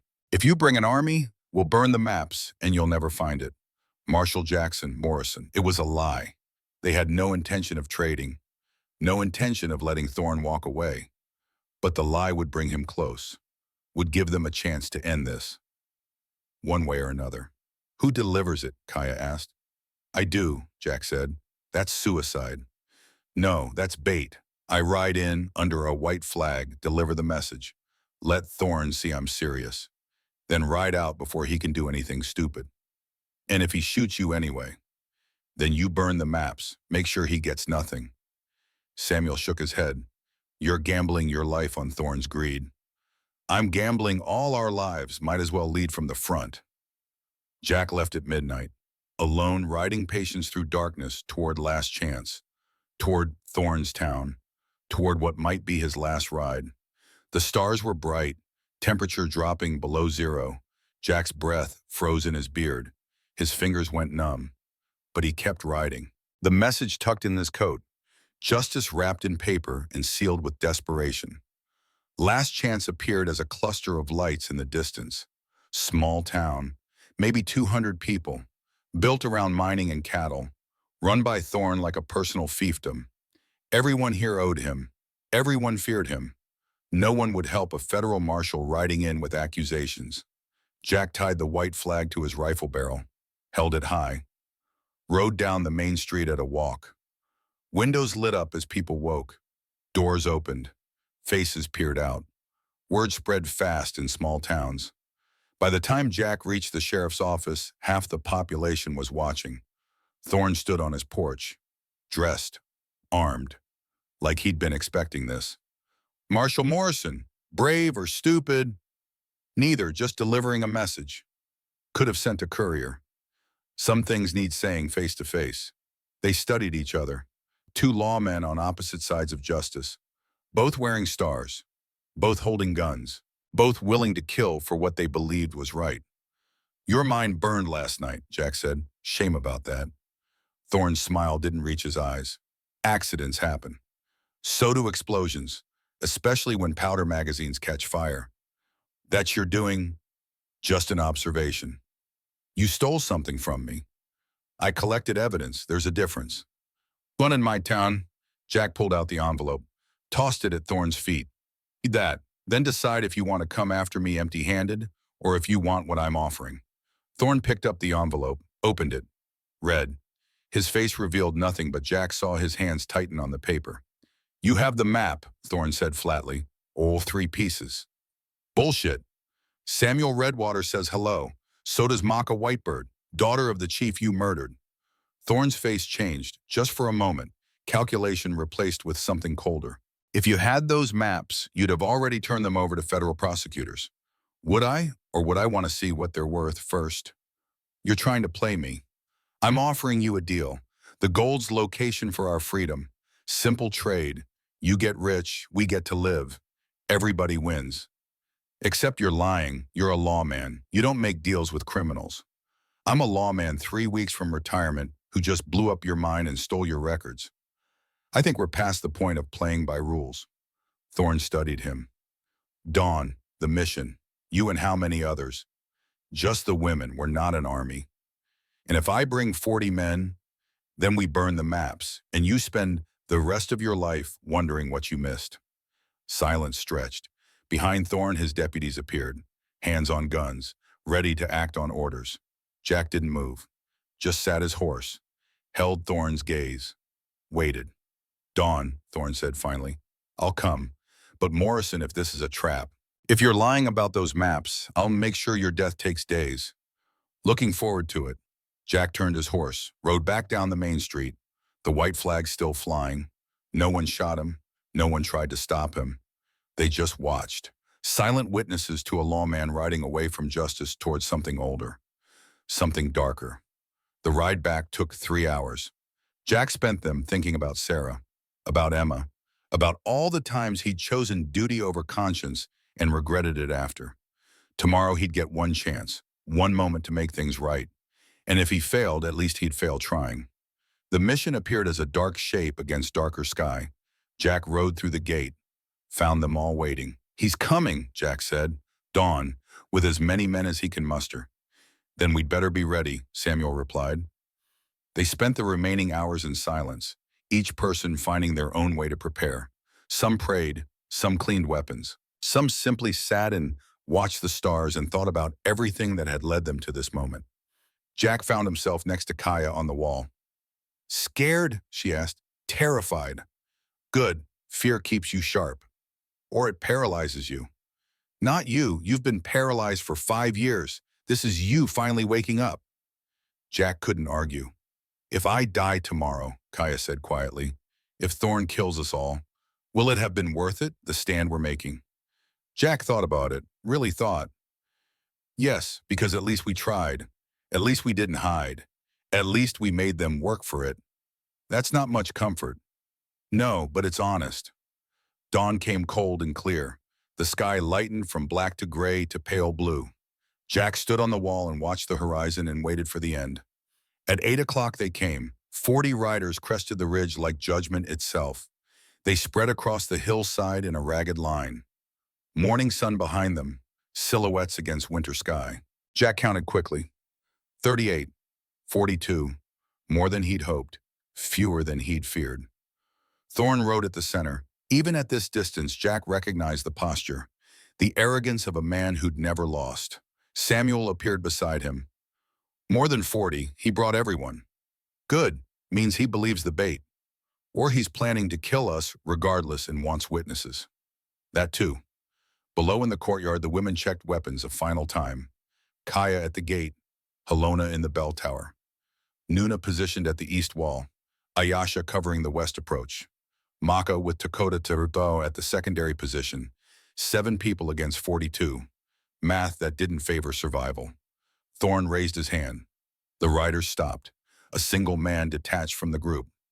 Rode forward alone. White flag attached to his rifle. Jack recognized the deputy from town. Young, nervous, expendable. Morrison, the deputy called out. His voice cracked. Sheriff Thorne requests parley, under flag of truce. Jack cupped his hands. Tell him to come forward. Alone. Unarmed.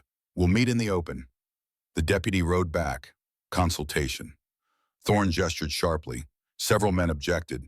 Thorne overrode them. He dismounted, handed his guns to a deputy, started walking down the slope toward the mission. He's coming, Samuel murmured. Didn't think he would. Greed makes men stupid. Jack checked his Colt. Still holstered, but accessible. If this goes wrong, if he gives a signal, you know what to do. Kill them all. Try to anyway. Jack climbed down from the wall, walked through the gate into no man's land, stopped 50 yards from the mission. Thorne approached from the opposite direction. They met in the space between armies. 2 lawmen, 2 stars, 2 very different definitions of justice. Up close, Thorne looked older than Jack remembered, weathered by Montana winters and whatever guilt he carried, or didn't carry. Some men felt nothing when they killed. Thorne might be one of them. Might be one of Marshall Morrison. Thorne's voice carried easy confidence. Hell of a thing you've gotten yourself into. Could say the same about you. I'm not the one holed up in ruins with a handful of women and no way out. No, you're the one who massacred 70 Apache to steal a map. I'd say my position is better than yours. Thorne's smile never wavered. Careful. Words like massacre have consequences. So does genocide. Jack pulled out the journal, held it up. Your own handwriting, dated entries, names, places, everything a federal prosecutor needs to hang you. Something flickered in Thorne's eyes, not fear, calculation, like a poker player reassessing his hand. That's mine. Was yours. Now it's evidence. Give it to me. No. Then what do you want? Same thing I wrote in the letter, safe passage to Fort Ellis, immunity for the women. In exchange, I'll show you where the gold is. All 3 map pieces. The mother lode your massacre didn't find. Thorne studied him. You expect me to believe you'd trade evidence for gold. I expect you to believe I want to survive. And those women deserve better than what you gave them at the hanging tree. They're criminals. They're witnesses to your operation, to your corruption. You tried to silence them permanently. I stopped you. Now we're negotiating terms. There are no terms. You're surrounded, outnumbered 10 to 1. I could storm that mission and be inside in 20 minutes. At what cost? 20 dead, 30? And even if you win, even if you kill us all, that journal's already been copied. One version stays with me. Another went north with a courier yesterday. If I don't make it to Fort Ellis by week's end, the copy goes to federal prosecutors anyway. A lie, but a good one. Jack watched Thorne process it, watched him weigh options. The journal was damning, but without witnesses to authenticate it, a good lawyer might argue forgery. Thorne needed both the journal and the people who could testify about what they'd seen. You're bluffing, Thorne said. Maybe you willing to bet your neck on it? Silence stretched. Behind Thorn, his men waited. Behind Jack, the mission walls stood like a dare. The sun climbed higher, temperature rising towards something almost bearable. Show me the maps, Thorn said finally. Prove you have them. Then we'll talk. Jack expected that. He pulled out Samuel's fragment, held it where Thorn could see but not touch. The old paper, the markings, the Spanish notations. Real enough to be convincing. Thorn's breathing changed, subtle but there. Greed replacing caution. He reached for the map. Jack pulled it back. After we have terms. Let me verify it's real. It's real. Samuel Redwater kept it for 16 years. Same Samuel you forced to guide you to Red Canyon. Same Samuel whose father you murdered. I didn't murder anyone. I followed orders. Whose orders? Thorn's face hardened. You know whose. Say it, for the record. There is no record. This is just you and me talking. Say it anyway. Thorn glanced back at his men. Too far to hear. He looked at Jack. Marcus Callahan ordered the action. Wanted the land cleared. Wanted the gold. I was a lieutenant following instructions from a territorial governor's appointed advisor. Everything I did was legal. Legal and moral aren't the same thing. No, but legal keeps you alive. Moral gets you buried. Thorn took a step closer. You think you're different, Morrison. You think that badge makes you righteous. We're the same. Both of us doing what we have to do to survive in a territory that doesn't care about anything except strength. We're nothing alike. Aren't we? You've killed. I've seen your record. The war. After. Dozen men at least. You telling me they all deserved it? Or did you just follow orders like everyone else? Jack's hands tightened on the map. Because Thorn was right. Jack had killed. Men who might have been fathers, sons, brothers. He'd told himself it was war, was duty, was necessary. But killing was killing. Blood was blood, and the dead didn't care about justifications. The difference, Jack said slowly, is that I'm trying to be better than what I was. You're still committing massacres. I'm protecting what's mine. You stole it. I earned it. I bled for it. I did what weak men wouldn't do. You murdered children. Casualties of progress. This territory was savage before men like me tamed it. Apache don't own this land. They were just here first. That's not the same thing. Jack wanted to shoot him. Right there. In the open. One bullet. End it. But that would start the battle before they were ready. Would waste the advantage of defensive positions. Would get everyone killed for the satisfaction of one dead villain. Terms, Jack said instead. Safe passage, immunity, in exchange for the map and our silence about the mine. Silence, Thorn laughed. You're a federal marshal 3 weeks from retirement who just stole evidence and blew up a legal mining operation. Your word is worth nothing. Then what do you suggest? I suggest you give me that journal. Give me the maps. Walk out of here alive. That's the best offer you'll get. And the women, they hang like they should have 3 days ago. No deal. Then no deal. Thorn turned to walk away, stopped, looked back. I'll give you 1 hour to think it over, to realize you've got no options except the ones I'm offering. After that, I come in, and I don't take prisoners. He walked back toward his men. Jack stood alone in no man's land watching him go, thinking about offers that weren't offers, about negotiations that were just delays before inevitable violence. When Jack returned to the mission, they were all waiting. Well, Kaya asked, he wants the journal, the maps, our deaths, in that order. What did you tell him? No. And now we wait for him to attack, and we make him regret it. The hour passed slowly. Thorn's men dismounted, set up positions on the ridge. 3 groups, one covering the main gate, one flanking east, one flanking west. Standard assault formation. Nothing creative, just overwhelming force applied to a fixed position. Jack walked the walls, checked sight lines, gave final instructions. Don't waste ammunition. Pick your shots. Aim for horses if you can't hit riders. A dismounted man is slower, easier to kill. How long can we hold? Helona called from the bell tower. Depends how aggressive they are.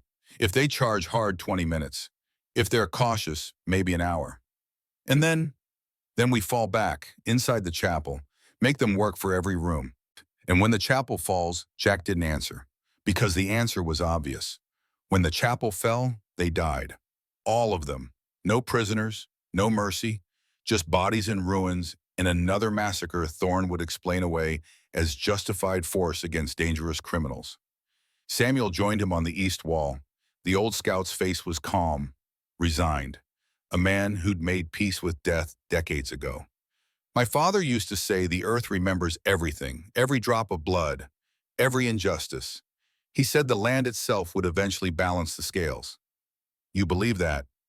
I believe men create their own hells. Thorne's been building his for 16 years. Today it catches up with him. Or it catches up with us. Maybe both. They stood together in silence. Two old men preparing for battle. Two survivors who'd outlived their welcome in a world that had moved on without them. The war had taught them both the same lesson: fighting for the right reason didn't guarantee victory. It just meant dying with a clear conscience. At 9:30, Thorne's men moved.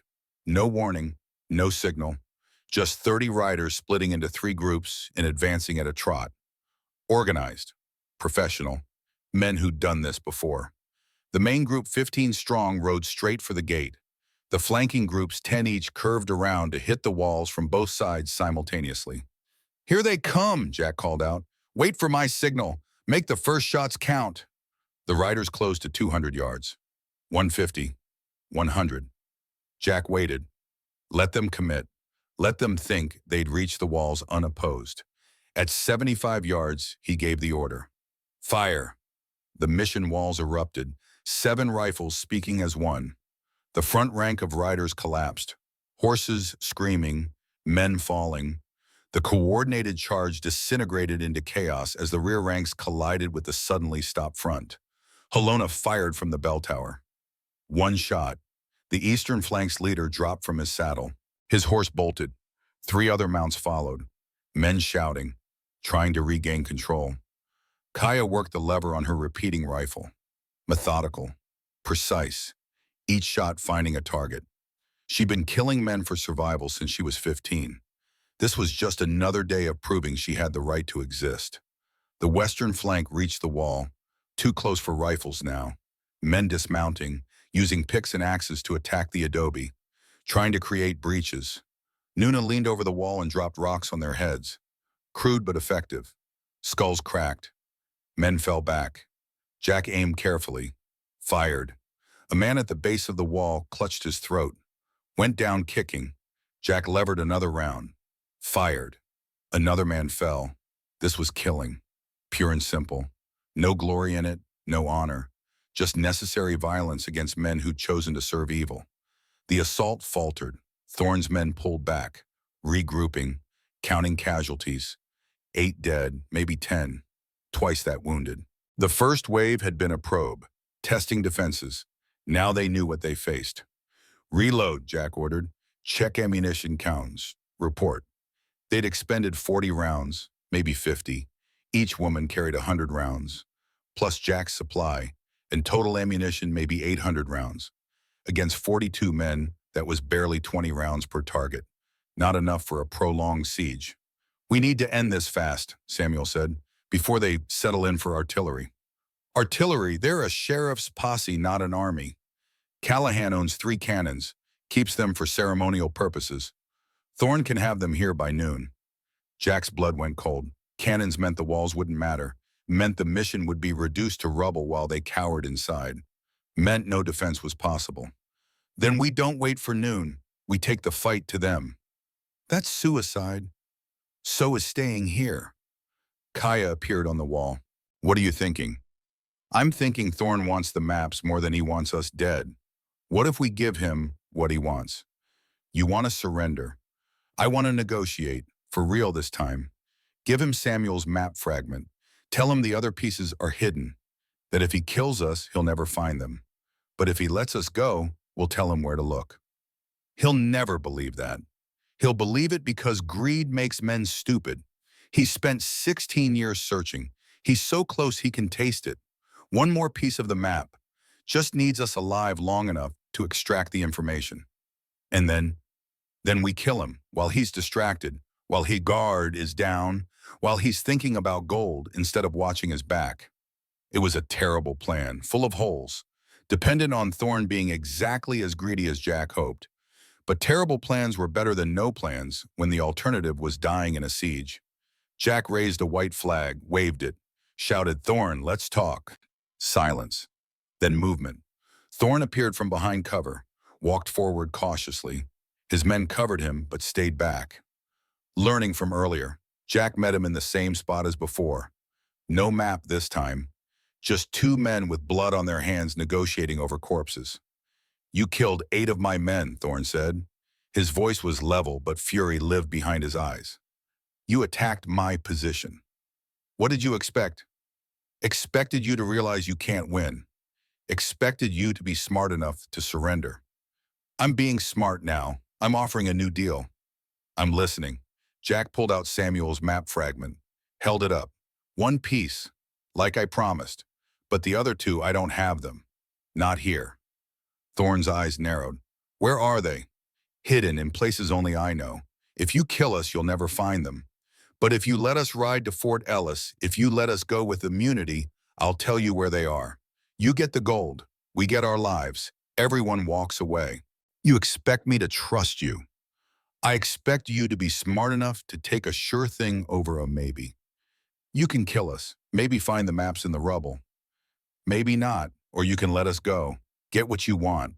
Mine all the gold you can carry before the federal government decides to check on this section of Montana." Thorne studied the map fragment. His hand twitched, wanting to grab it, wanting to own it. The greed in his eyes was almost pornographic. "How do I know this is real?" he asked. "Samuel Redwater authenticated it. He's the one who kept it safe for 16 years. He's the one who knows the Apache songs that describe the path. Without him, the map is just paper." "Then I take Samuel, keep him alive until he tells me everything." "Samuel dies before he talks. He's Apache. Torture just makes them stubborn."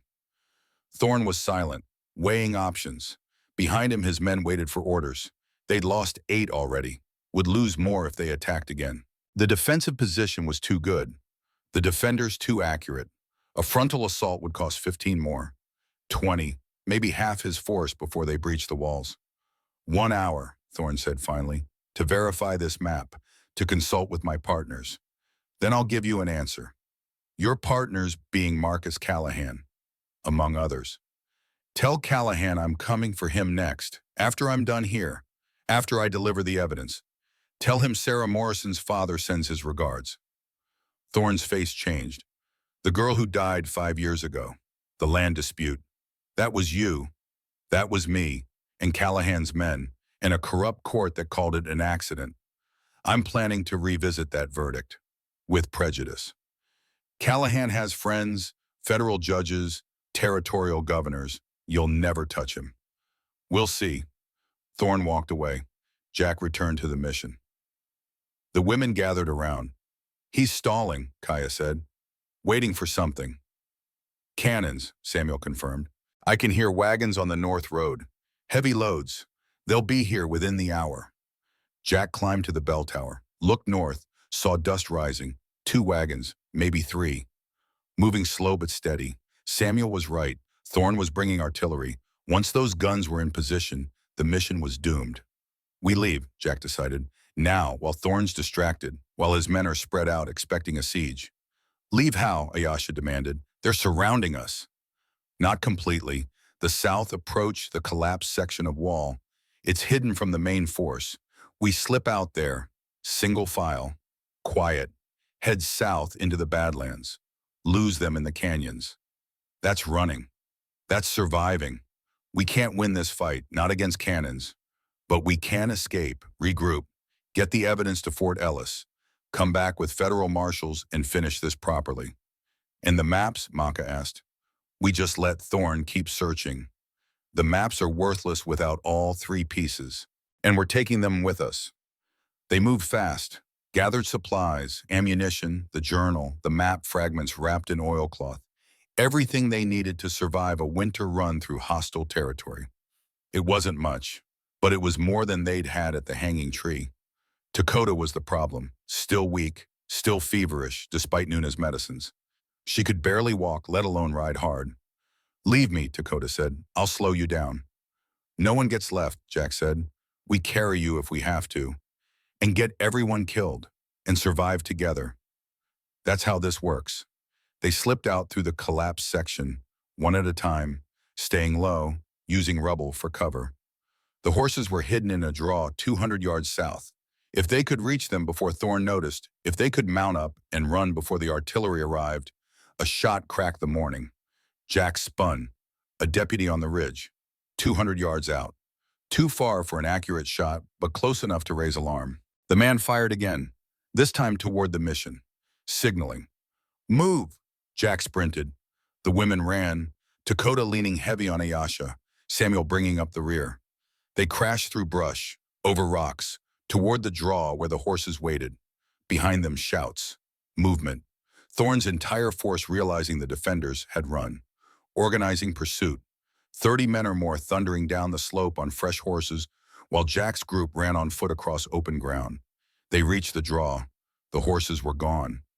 Jack stared at the empty space, at the cut picket lines, at the tracks leading east. Someone had stolen their mounts. Someone who'd snuck past the siege. Someone who'd planned this. "Callahan's men," Samuel said, "had to be. Thorne's been keeping us pinned while someone else cut off our escape." "We run anyway," Jack said. "On foot. Into the Badlands. We can lose them in the canyons." "Not with Dakota. Not in winter." Jack looked at the girl, at her fever-bright eyes, at the way she swayed on her feet. Samuel was right. They'd make maybe 5 miles before she collapsed, before exposure finished what the hanging had started. "Then we fight here," Jack decided. "In the draw, defensible position. Force them to come at us uphill. We'll die. We were always going to die. Might as well make it count." They scrambled up the draw's northbound slope, found positions behind rocks. Jack at the center, Kaya to his left, Helona to his right. Samuel and the others spread along the line, 7 guns against 30. Math that ended only one way. Thorne's men appeared at the draw's mouth. They'd learned caution, approached slowly, using cover, not charging like fools into rifle fire. Smart, professional. Men who valued their lives enough not to waste them. "Hold fire," Jack murmured. "Wait until they're committed." The riders advanced, 50 yards into the draw, 60. Jack's finger rested on the trigger. Waiting, waiting. A different shot rang out. From behind Thorne's line, one of the deputies fell from his horse. Another shot. Another man down. Confusion rippling through the ranks. Jack risked a look. 2 riders coming fast from the west, firing as they rode. One was tall, the other moved like wind made solid. They crashed into Thorne's rear flank, pistols blazing, creating chaos. "Red Calloway," Samuel breathed, "and his brother." Jack had heard of Red, Apache tracker, former Army scout, man who'd walked away from white civilization after too many broken promises. He rode with his brother, a half-Apache gunfighter named John. Both men had scores to settle with Thorne, with the territorial government, with every white authority figure who'd betrayed their people. The Calloway brothers weren't rescuing Jack's group. They were settling old debts. But the effect was the same. Thorne's force split, half turning to face this new threat, half continuing toward the draw, the numerical advantage evaporating. Now Jack fired. The women fired, 7 rifles opening up on 15 men. At 50 yards in a narrow draw, there was nowhere to hide. Bodies fell, horses screamed. The charge collapsed into retreat as survivors realized they were caught between 2 fires. Thorne appeared on foot, his horse dead beneath him. He raised a white flag. "Morrison terms." "No terms." "Then I kill everyone, the Calloway brothers. Your women. Every Apache within 100 miles. I'll make Red Canyon look like mercy." Jack stood, exposed, rifle aimed at Thorne's chest. "You're beaten. Surrender. Face trial. Maybe live." While by who federal courts that don't care about dead Apache judges, Callahan owns, "I'll never see the inside of a prison. You know it. I know it. Then what do you want?" "The maps, all 3 pieces. My freedom. I ride out. You never see me again. I leave Montana, leave the territory, start over somewhere else. And the mine, the gold, the corruption, not my problem anymore. It was a coward's offer, a guilty man buying escape with information. Everything Jack's training said to refuse, to arrest Thorne, to drag him in chains to Fort Ellis, to trust the system to work. But the system had failed Sarah, had failed Emma, had failed 70 Apache at Red Canyon. Jack's training had bought him nothing but 5 years of grief and a badge that meant less than the metal it was stamped from. No, Jack Beerton. No, you face justice. Here, now, or you die trying to escape. Thorne's face twisted. You self-righteous son of a... The shot came from the bell tower, except there was no bell tower anymore. The mission was behind them. The shot came from the ridge, from 300 yards out, from a position no one had been watching. The bullet hit Thorne in the chest. He staggered, looked down at the spreading red, looked up at Jack with surprise. You shot me. No, I didn't. Then who? The second shot hit him in the throat. Thorne collapsed, drowning in his own blood, trying to speak, trying to understand. His hand scrabbled for the map fragment that had fallen from his coat. Couldn't reach it. Went still. Jack scanned the ridge, saw a glint of metal, a rifle barrel, someone watching through a scope. He raised his Winchester. The figure was already gone, disappearing into the landscape like they'd never been there. Who was that? Kaya asked. Don't know, but they just saved us a trial. Or they'd silenced a witness. Someone who didn't want Thorne testifying. Someone with secrets to protect. Jack's mind went to Callahan, to the web of corruption, to the possibility that this wasn't over, that Thorne had just been one piece of something larger. Later, when Jack examined Thorne's body, he'd find something, a spent cartridge near the sniper's position. Custom-made, the kind only one gunsmith in Montana produced, a man who worked exclusively for Marcus Callahan. The message was clear. Callahan cleaned up his own messes. And Thorne, in the end, had become a mess. The remaining deputies scattered. The Calloway brothers let them go, rode down into the draw. Red was 50-something, scarred, moving like a man who'd forgotten how to be anything except dangerous. His brother John was younger, late 30s, quiet, the kind of quiet that preceded violence. Morrison, Red said, no greeting, just acknowledgement. Calloway wasn't expecting backup, wasn't planning to provide any, just wanted to kill Thorne. You happened to be in the way. Then we're even. Not even close. You cut down 7 Apache women. That buys you goodwill. Doesn't make us friends. I'll take goodwill. Red looked at the women, at Kaya, at Maka. Something passed between them. Recognition, shared history, the unspoken language of survivors. The Flathead are 3 days north. They'll give you shelter, food, time to heal before you make for Fort Ellis. Why help us? Because you help them. And because Thorne dying isn't enough, Callahan needs to answer too. You've got evidence against him. Jack patted the journal in his coat. Right here. Then get it to federal prosecutors. Make it count. Make sure Red Canyon wasn't for nothing. I plan to. Red turned his horse. John followed. They rode north without looking back. 2 ghosts helping in the only way they knew how. Violence meeting violence. Blood paying for blood in a territory that understood no other currency. Jack looked at Thorne's corpse, at the man who'd ordered genocide, who'd built an empire on stolen gold and murdered innocents, who'd died in the dirt like everyone else. Someone shot him from the ridge, Samuel said quietly. Someone wanted him dead before he could talk. Callahan, Jack said, has to be, cleaning up loose ends. Which means we're loose ends too. Then we better get moving. They searched the bodies, took ammunition, canteens, food, found 6 horses still alive.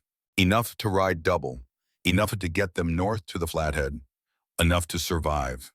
Dakota was unconscious. Fever had taken her past the point of waking. Nuna checked her pulse. Weak, infection spreading. She needs proper medicine, a real doctor, soon. The Flathead have medicine women, Maka said. Traditional healing. If we ride hard, we can be there by tomorrow night. Then we ride. They mounted up, 6 horses for 7 people. Dakota lashed to Ayasha's saddle, barely breathing but alive. Still fighting, still refusing to surrender. Jack took one last look at the mission, at the battlefield, at Thorne's body already being picked over by crows. Justice had been served. Not clean, not legal, but served nonetheless. Marshal Morrison, a voice from the ridge. Jack turned. A single rider, older man, well-dressed despite the cold, sitting his horse like he owned the world beneath him. Marcus Callahan. "You're persistent," Callahan called down, killing Thorne, taking his evidence, running my operations. "I'm impressed." Jack said nothing, just stared at the man who'd killed his daughter, who'd stolen 5 years of his life, who smiled like death was a joke only he understood. "You think that journal proves anything," Callahan continued. "You think federal prosecutors will prosecute a man of my standing on the word of a disgraced marshal and a handful of Apache? We'll see. No, we won't, because you're not making it to Fort Ellis, because I own every judge between here and Helena, because by the time you arrive, I'll have made you the criminal. You'll be wanted for murder, terrorism, conspiracy, and no one will believe a word you say. Then I guess we'll have to make sure you don't live long enough to corrupt anyone else." Callahan laughed. "You're welcome to try. I'll be waiting, in civilization, behind walls of law and money and influence. You're just an old man with a badge that means nothing. Come at me and I'll crush you." He rode away, unhurried, confident, leaving Jack standing in the ruins with rage so pure it felt like fire in his veins. "He's right," Kaya said quietly. "We can turn in the evidence. But men like him don't face justice. They buy it. Not this time." "What are you going to do?" "Oh," Jack looked at her, at the women who'd survived hanging in siege and everything a corrupt territory could throw at them. At Samuel, who'd carried guilt for 16 years. At Dakota, dying from wounds inflicted by white greed. "I'm going to finish what I started," Jack said. "I'm going to get you to safety. Turn in the evidence. Let the law do what it can. And then," his hand tightened on his rifle, "then I'm going to visit Marcus Callahan. Personal call. Just him and me. We'll discuss his role in Sarah's death, in Emma's death, in 70 Apache murders. And when we're done discussing, only one of us will walk away." "That's murder," Samuel said. "That's justice when the law fails." "And your badge," Jack unpinned the star from his coat, looked at it. 20 years of service, 20 years of pretending it mattered. He tossed it into the dirt beside Thorne's body. "Don't need it anymore. I know who I am now." They rode north, toward the Flathead, toward temporary safety, toward whatever came after. Behind them, the crows settled on corpses. The wind scattered snow over blood. And Montana territory kept turning like it always had. Indifferent to justice, indifferent to mercy, caring only for survival. 3 days later, they reached Flathead Land. The reservation sprawled across a valley protected by mountains. Small houses, smoke rising from chimneys, children playing despite winter. Life continuing despite everything the government had done to end it. Maka led them to a particular house, larger than the others, well-maintained, an elder's home. She knocked. An old woman answered. Saw Maka. Her face transformed. "Sister." They embraced. Rapid conversation in a language Jack didn't understand. The old woman looked at the others, at Dakota barely conscious, at Jack and his federal star lying somewhere in the Badlands behind them. "Come," she said in English. "All of you, we feed you, heal you, then we talk about what comes next." Inside was warmth, food, medicine, real medicine administered by women who'd been healing since before Montana was a territory. Dakota was carried to a bed, Nuna and the elder working together, combining Apache and Flathead traditions, fighting infection with herbs and prayers and stubborn refusal to let death win. Jack sat by the fire, exhausted beyond words, every muscle aching, every wound physical and spiritual throbbing. He was too old for this, too broken, too tired.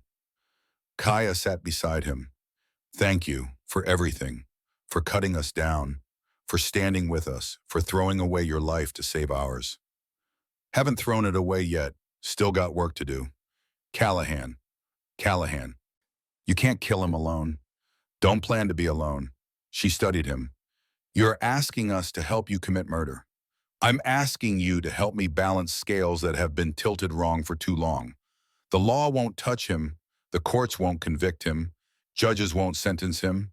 So we do it ourselves. We become the justice the system refuses to provide.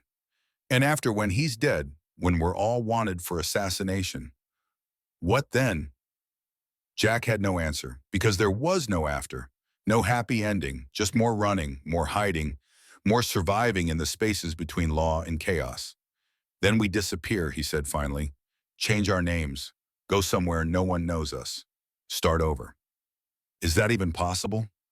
Don't know, but it's better than watching guilty men walk free while good people die. Maka appeared in the doorway. Her face was grave. Dakota's fever broke.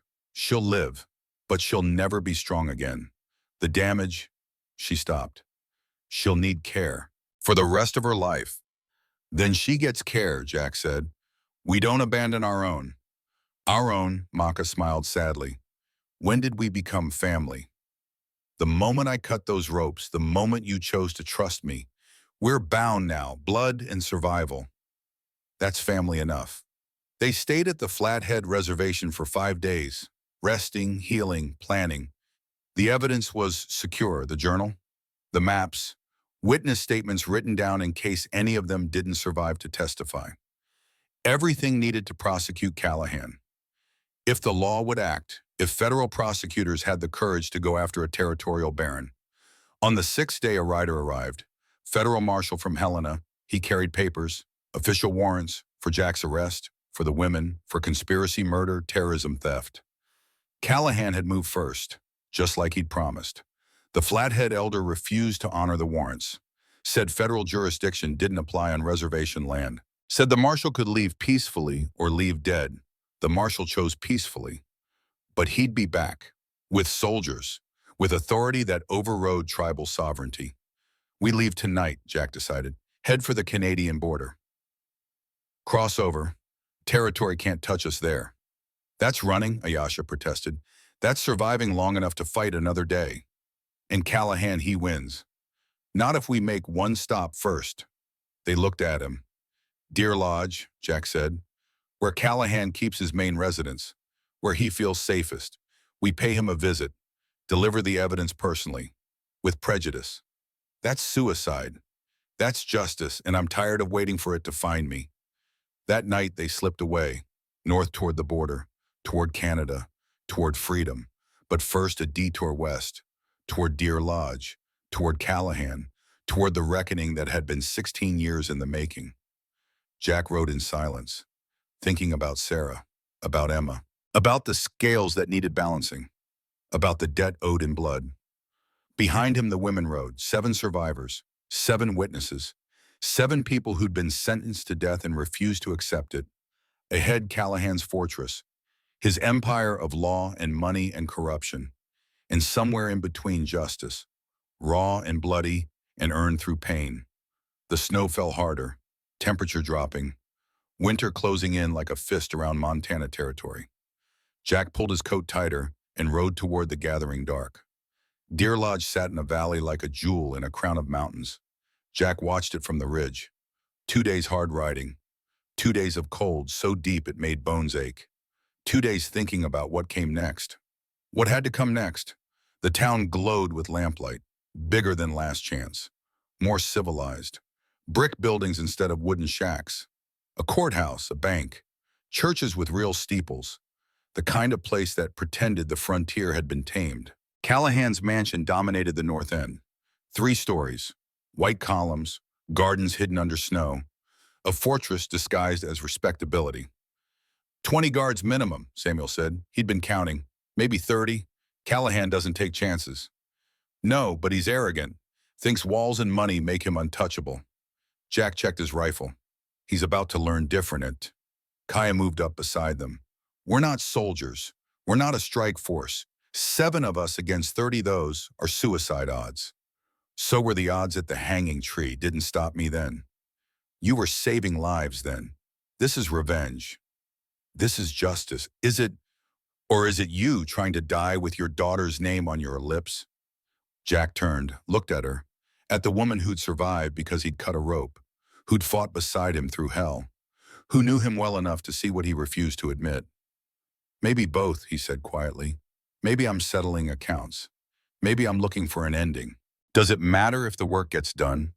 It matters to us, because we're coming with you. Because if you die, we die. And I'd like to know we're dying for something besides your guilt. Jack had no answer to that, because she was right. Part of him, the part that hadn't died with Emma, wanted this to end, wanted the weight lifted, wanted to stop carrying grief like armor. But another part, the part that had pinned on a badge at 21, still believed in consequences, in accountability, in the idea that guilty men should answer for their crimes even when the law looked away. Callahan killed 70 Apache, Jack said finally. He killed my daughter, my wife. He spent 20 years building an empire on blood and corruption. If I can stop him, if I can make sure he doesn't hurt anyone else, then yes, it's worth dying for. And if we can stop him without dying, then we'll be the first people to do the impossible twice in 1 week. They waited until midnight. Guards changed shifts. The mansion settled. Lights going out one by one until only a few windows still burned. Callahan's study, 3rd floor, east wing.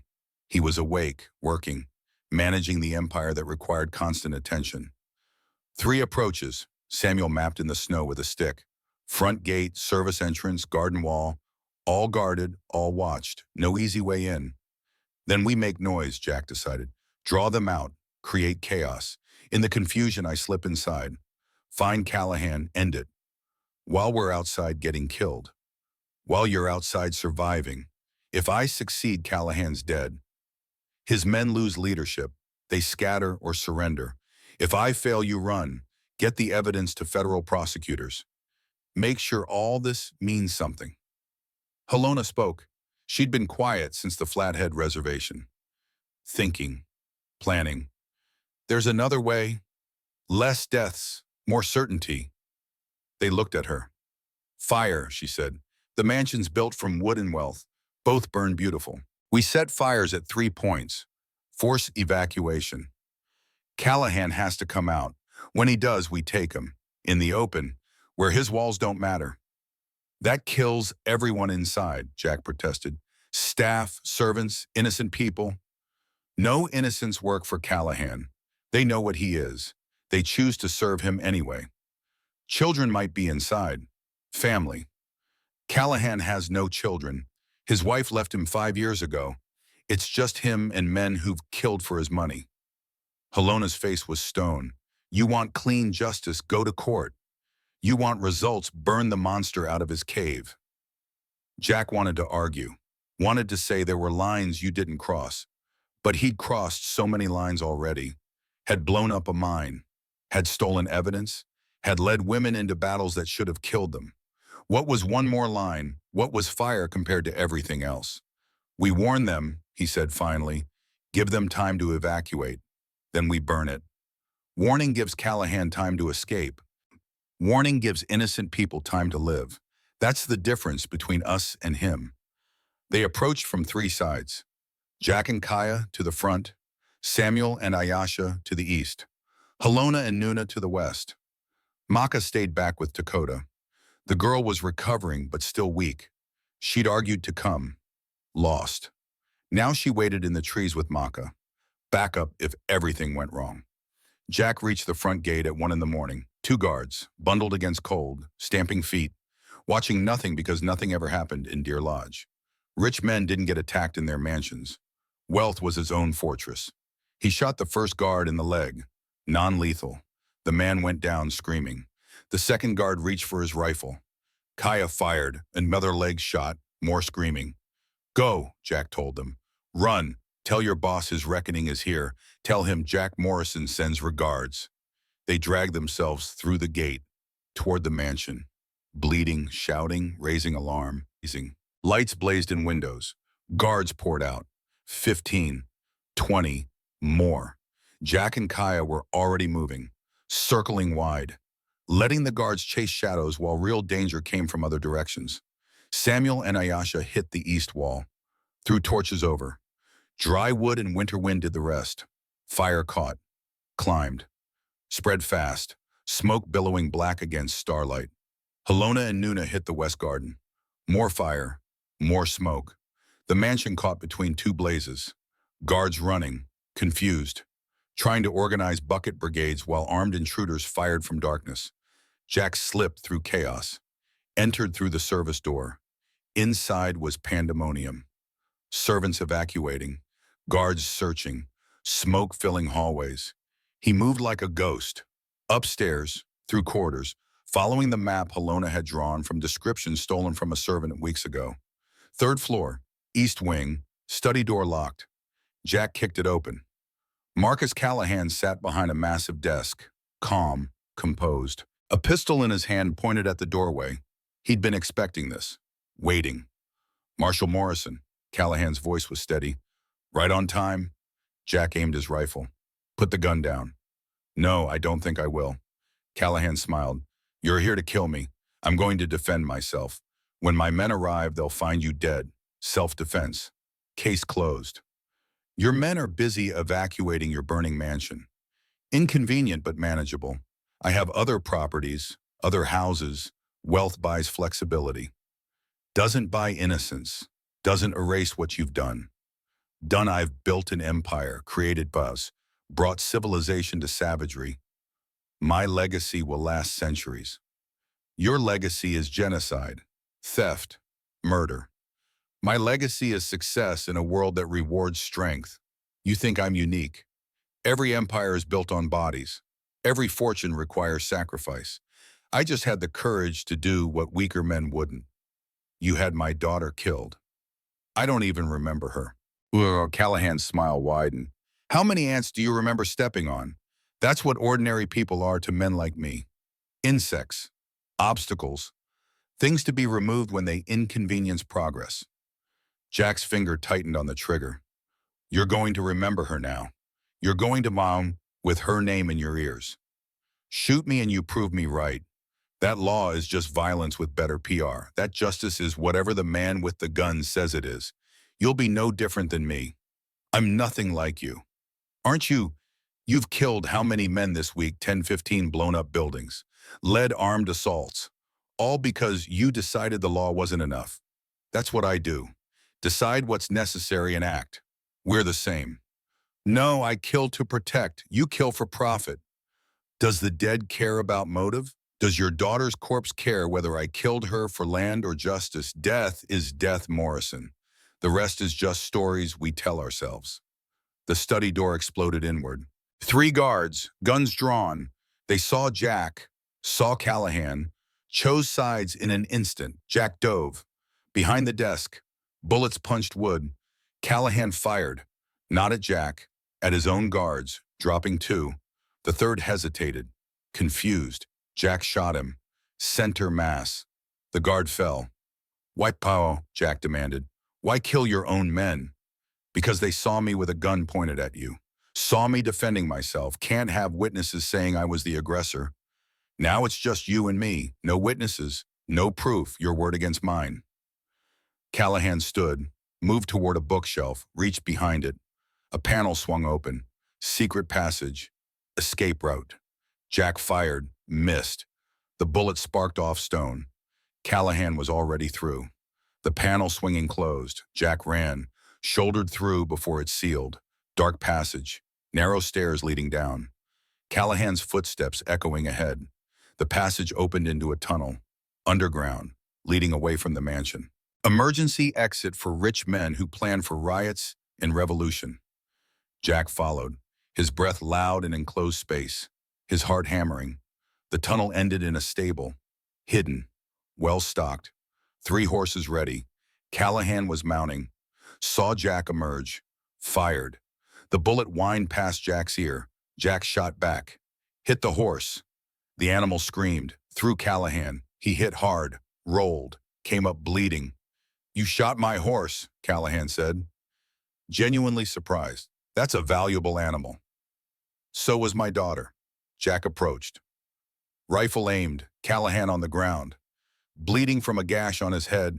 Pistol fallen somewhere in the straw. This was it. The moment. The choice. Execute a wounded man or take him prisoner.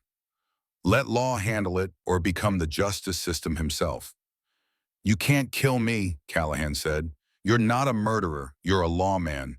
Broken maybe, actually definitely, but still a lawman. It's what you are, what you've always been. I threw the badge away at Thorne's body. I'm not a lawman anymore. The badge doesn't matter. It's in your blood, your bones. You'll arrest me, turn me in, trust the system, because that's what lawmen do even when the system fails them. Jack's hands shook, because Callahan was right. 20 years of service, 20 years of following rules. It didn't disappear just because he had unpinned a star. Sarah was 16, Jack said quietly. She wanted to teach, wanted to help children learn. She'd never hurt anyone. And your men killed her because you wanted land. Business, nothing personal. It was personal to me. Jack lowered the rifle, drew his pistol, aimed at Callahan's head. Wait, Callahan's composure cracked. Wait, I'll confess, give you everything. Names, dates, evidence. I'll testify against everyone. Territorial governors, judges, senators. I'll burn the whole corrupt system. Just let me live. So you can escape later. Buy your way out. Start over somewhere else. So justice can be served. Real justice. Not just my death, the whole network exposed. Isn't that what you want? It was. Jack wanted the entire corrupt empire exposed. Wanted everyone who'd enabled Callahan held accountable. Wanted the system cleaned, even if it meant tearing it down and rebuilding. But he also wanted Callahan dead. Wanted blood for blood. Wanted the man who'd killed Sarah to stop breathing, to stop smiling, and to stop existing. Kaya appeared in the stable doorway. Jack, don't. He didn't turn, didn't lower the gun. He killed my daughter. I know. He killed Emma, 70 Apache. How many others we'll never know. I know. He deserves to die. Yes, he does. Kaya moved closer. But you don't deserve to be his executioner. You don't deserve to carry that weight, to become the thing you've spent 20 years fighting. The law won't touch him. Maybe, but we have evidence. We have his confession. We have a chance to do this right. To prove the system can work even when it's broken. And if it doesn't, if he walks free, then we revisit this conversation. Then we do what's necessary. But try first. Try to be the man you've always been, instead of the man he's trying to make you. Jack's hand wavered, the pistol pointing at Callahan. The choice simple. Pull trigger, end it, or lower gun, would trust system, risk everything on the hope that justice might work. Your daughter, Kaya said softly. What would she want, revenge or righteousness? Jack's eyes burned. She'd want mercy. She'd want me to be better than my anger. Then be better. Jack lowered the gun, the choice made, the weight lifting. He wasn't his rage, wasn't his grief, was still despite everything a man who believed in something bigger than vengeance. You're under arrest, Jack told Callahan, for conspiracy to commit murder, for ordering genocide at Red Canyon, for corruption, for theft, for everything you've done and everything you are. Callahan laughed, bloody and broken, but still laughing. You're a fool. The system will eat you alive. I'll be free in a month. Maybe, but you'll face trial, and that's more justice than you've ever given anyone else. They bound Callahan, let him out. The mansion was burning, fully engulfed, guards scattered, servants evacuating. No one tried to stop them. They'd seen which way the wind was blowing. The others waited outside, faces illuminated by firelight. They'd survived, all of them, battered, exhausted, but alive. It's done, Jack said. Is it? Samuel looked at Callahan, at the man who'd ordered his father killed. He's still breathing. He's still breathing, but he's going to prison, going to face justice. And if he doesn't, then we come back, finish it, but we try first. They rode east, toward Fort Ellis, toward federal authority, toward the gamble that evidence and truth might matter more than wealth and influence. It was a long shot, probably doomed, but it was the right shot. 3 days later, they arrived at the fort. Federal marshal met them at the gate. He recognized Jack, saw the wanted posters, reached for his gun. I'm here to turn myself in, Jack said, and to deliver evidence against Marcus Callahan. Genocide, murder, conspiracy, everything you need to bring him down. The marshal hesitated, looked at Callahan bound and bleeding, at the 7 Apache women, at the journal Jack held out. That better be real evidence.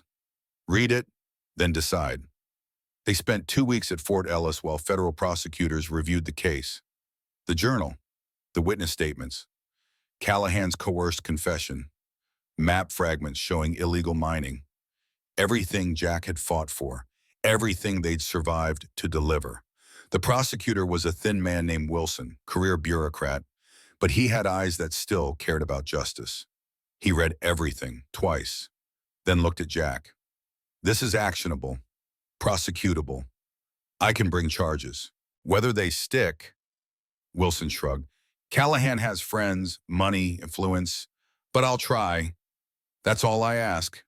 What about you? You're wanted for assault, terrorism, destruction of property. I can make most of it go away. Self-defense, federal jurisdiction, but you'll never be a marshal again. Don't want to be. What do you want? Jack thought about it. What did he want? He'd wanted Sarah back, Emma back, the life he'd lost.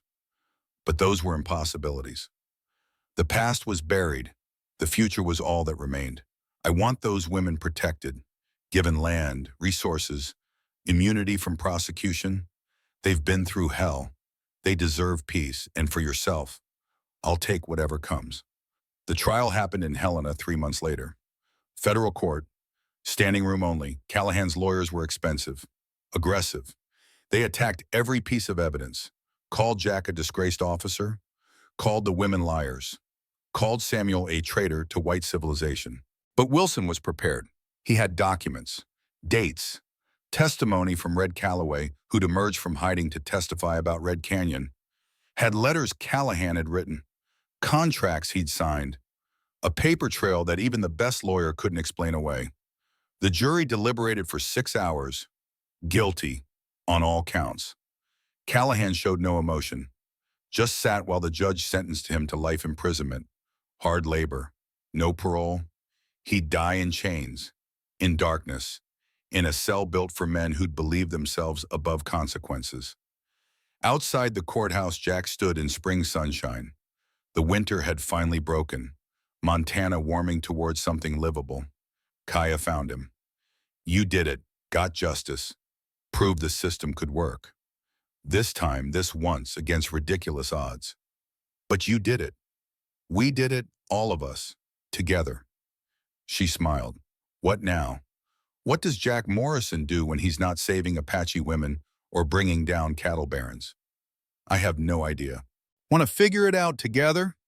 Jack looked at her, at the woman who'd survived hanging, who'd fought beside him through impossible odds, who'd become somewhere along the way someone who mattered more than any star he'd worn. Yeah, he said, I'd like that. They left Helena that afternoon, all of them, Jack and the 7 women, Samuel and his ghosts, Red and John Calloway, who decided outlaws could be heroes if the cause was right. They rode north, toward land the federal government had granted the Apache as restitution, as acknowledgement of wrongs that could never be fully repaid. It wasn't much. A valley, a creek, space to build houses and plant crops and live without white interference. But it was theirs, bought with blood, earned through survival. Jack helped them build cabins, fences, gardens. He wasn't good at farming, wasn't good at peace, but he learned, slowly, with Kaya teaching him patience, with Dakota recovered now showing him how to coax life from frozen ground, with Maka reminding him that survival itself was victory. 2 years later, a rider brought news. Callahan was dead, killed in prison, a fight with another inmate over something trivial. Justice delayed but delivered. Jack didn't feel relief, didn't feel joy, just closure. An ending that allowed him to stop looking backward, to start looking forward. He stood on the hill overlooking the valley, watching smoke rise from chimneys, children playing, crops growing, life continuing despite everything that had tried to end it. Kaya joined him. They stood together in comfortable silence. Two survivors who'd found each other in the worst circumstances and built something better from the wreckage. Do you regret it? She asked. Throwing away your career, your badge, everything you were. No, Jack said, and meant it. I regret the 20 years before that, the times I chose law over people, the times I told myself following rules mattered more than following conscience. But this, he gestured at the valley, at the life they'd built. This is who I should have been all along. The innocent should not hang, Kaya quoted, his words from the trial, the phrase that had become their motto. No, they shouldn't. And when the law forgets that when the system protects monsters instead of people, someone has to remember. Someone has to cut the ropes. Is that what we are, rope cutters? We're whatever we need to be. Outlaws, heroes, family. Depends who's telling the story. The sun set over Montana. Jack watched it fall below the mountains, watched darkness creep across the land. But he wasn't afraid of the dark anymore, wasn't afraid of endings, because he'd learned that every ending was just another beginning waiting to be discovered. Behind them, the valley lit with lamplight, warm, safe, home. Jack took Kaya's hand. They walked down the hill together, toward the life they'd earned, toward the peace they'd fought for, toward tomorrow. And somewhere in the darkness, in the space between justice and vengeance, between law and conscience, the scales finally balanced. Not perfectly, never perfectly, but close enough. Epilogue. 10 years passed. Jack Morrison died in his sleep at 71, peacefully, surrounded by family, by Kaya, who'd become his wife, by children who carried both their names, by the Apache community who'd adopted him as one of their own. They buried him on the hill overlooking the valley, next to the graves of Sarah and Emma, whose bodies had been moved from the old ranch, finally together, finally at peace. The territorial marshal who'd once hunted him came to the funeral, stood at the back. When it was over, he approached Kaya. Your husband was a good man, he said, better than most of us who wore the badge. He was the best of us, Kaya replied, because he remembered that the law exists to serve people, not the other way around. The marshal nodded, tipped his hat, rode away. Years later, a historian writing about the Montana Territory found Jack's journal, found the story of 7 Apache women hanged and saved, of a marshal who chose conscience over career, of a battle fought not for glory but for the simple radical notion that innocent people deserve to live. The book became required reading in law schools, a case study in moral courage, in choosing right over easy. And every winter when snow fell across Montana, when the wind howled through mountain passes, the Apache told stories about Kaya, who survived hanging and became the voice of her people, about Samuel, who outlived his guilt and bore witness to truth, about Jack Morrison, who cut 7 ropes and saved 7 lives and proved that one person could still make a difference. The story said his ghost still walked the valley, still watched over the community he'd helped build, still cutting ropes wherever he found them. Truth or legend didn't matter. What mattered was this: the innocent should not hang. And whenever they did, whenever injustice masqueraded as law, someone needed to remember. Someone needed to act. Someone needed to be brave enough to throw away everything they were for the chance to become who they should have been. That was Jack Morrison's legacy. That was the lesson written in blood and snow and stubborn refusal to surrender. That was justice. Not perfect, not clean, not sanctioned by courts or badges or authority, but justice nonetheless, the truest kind.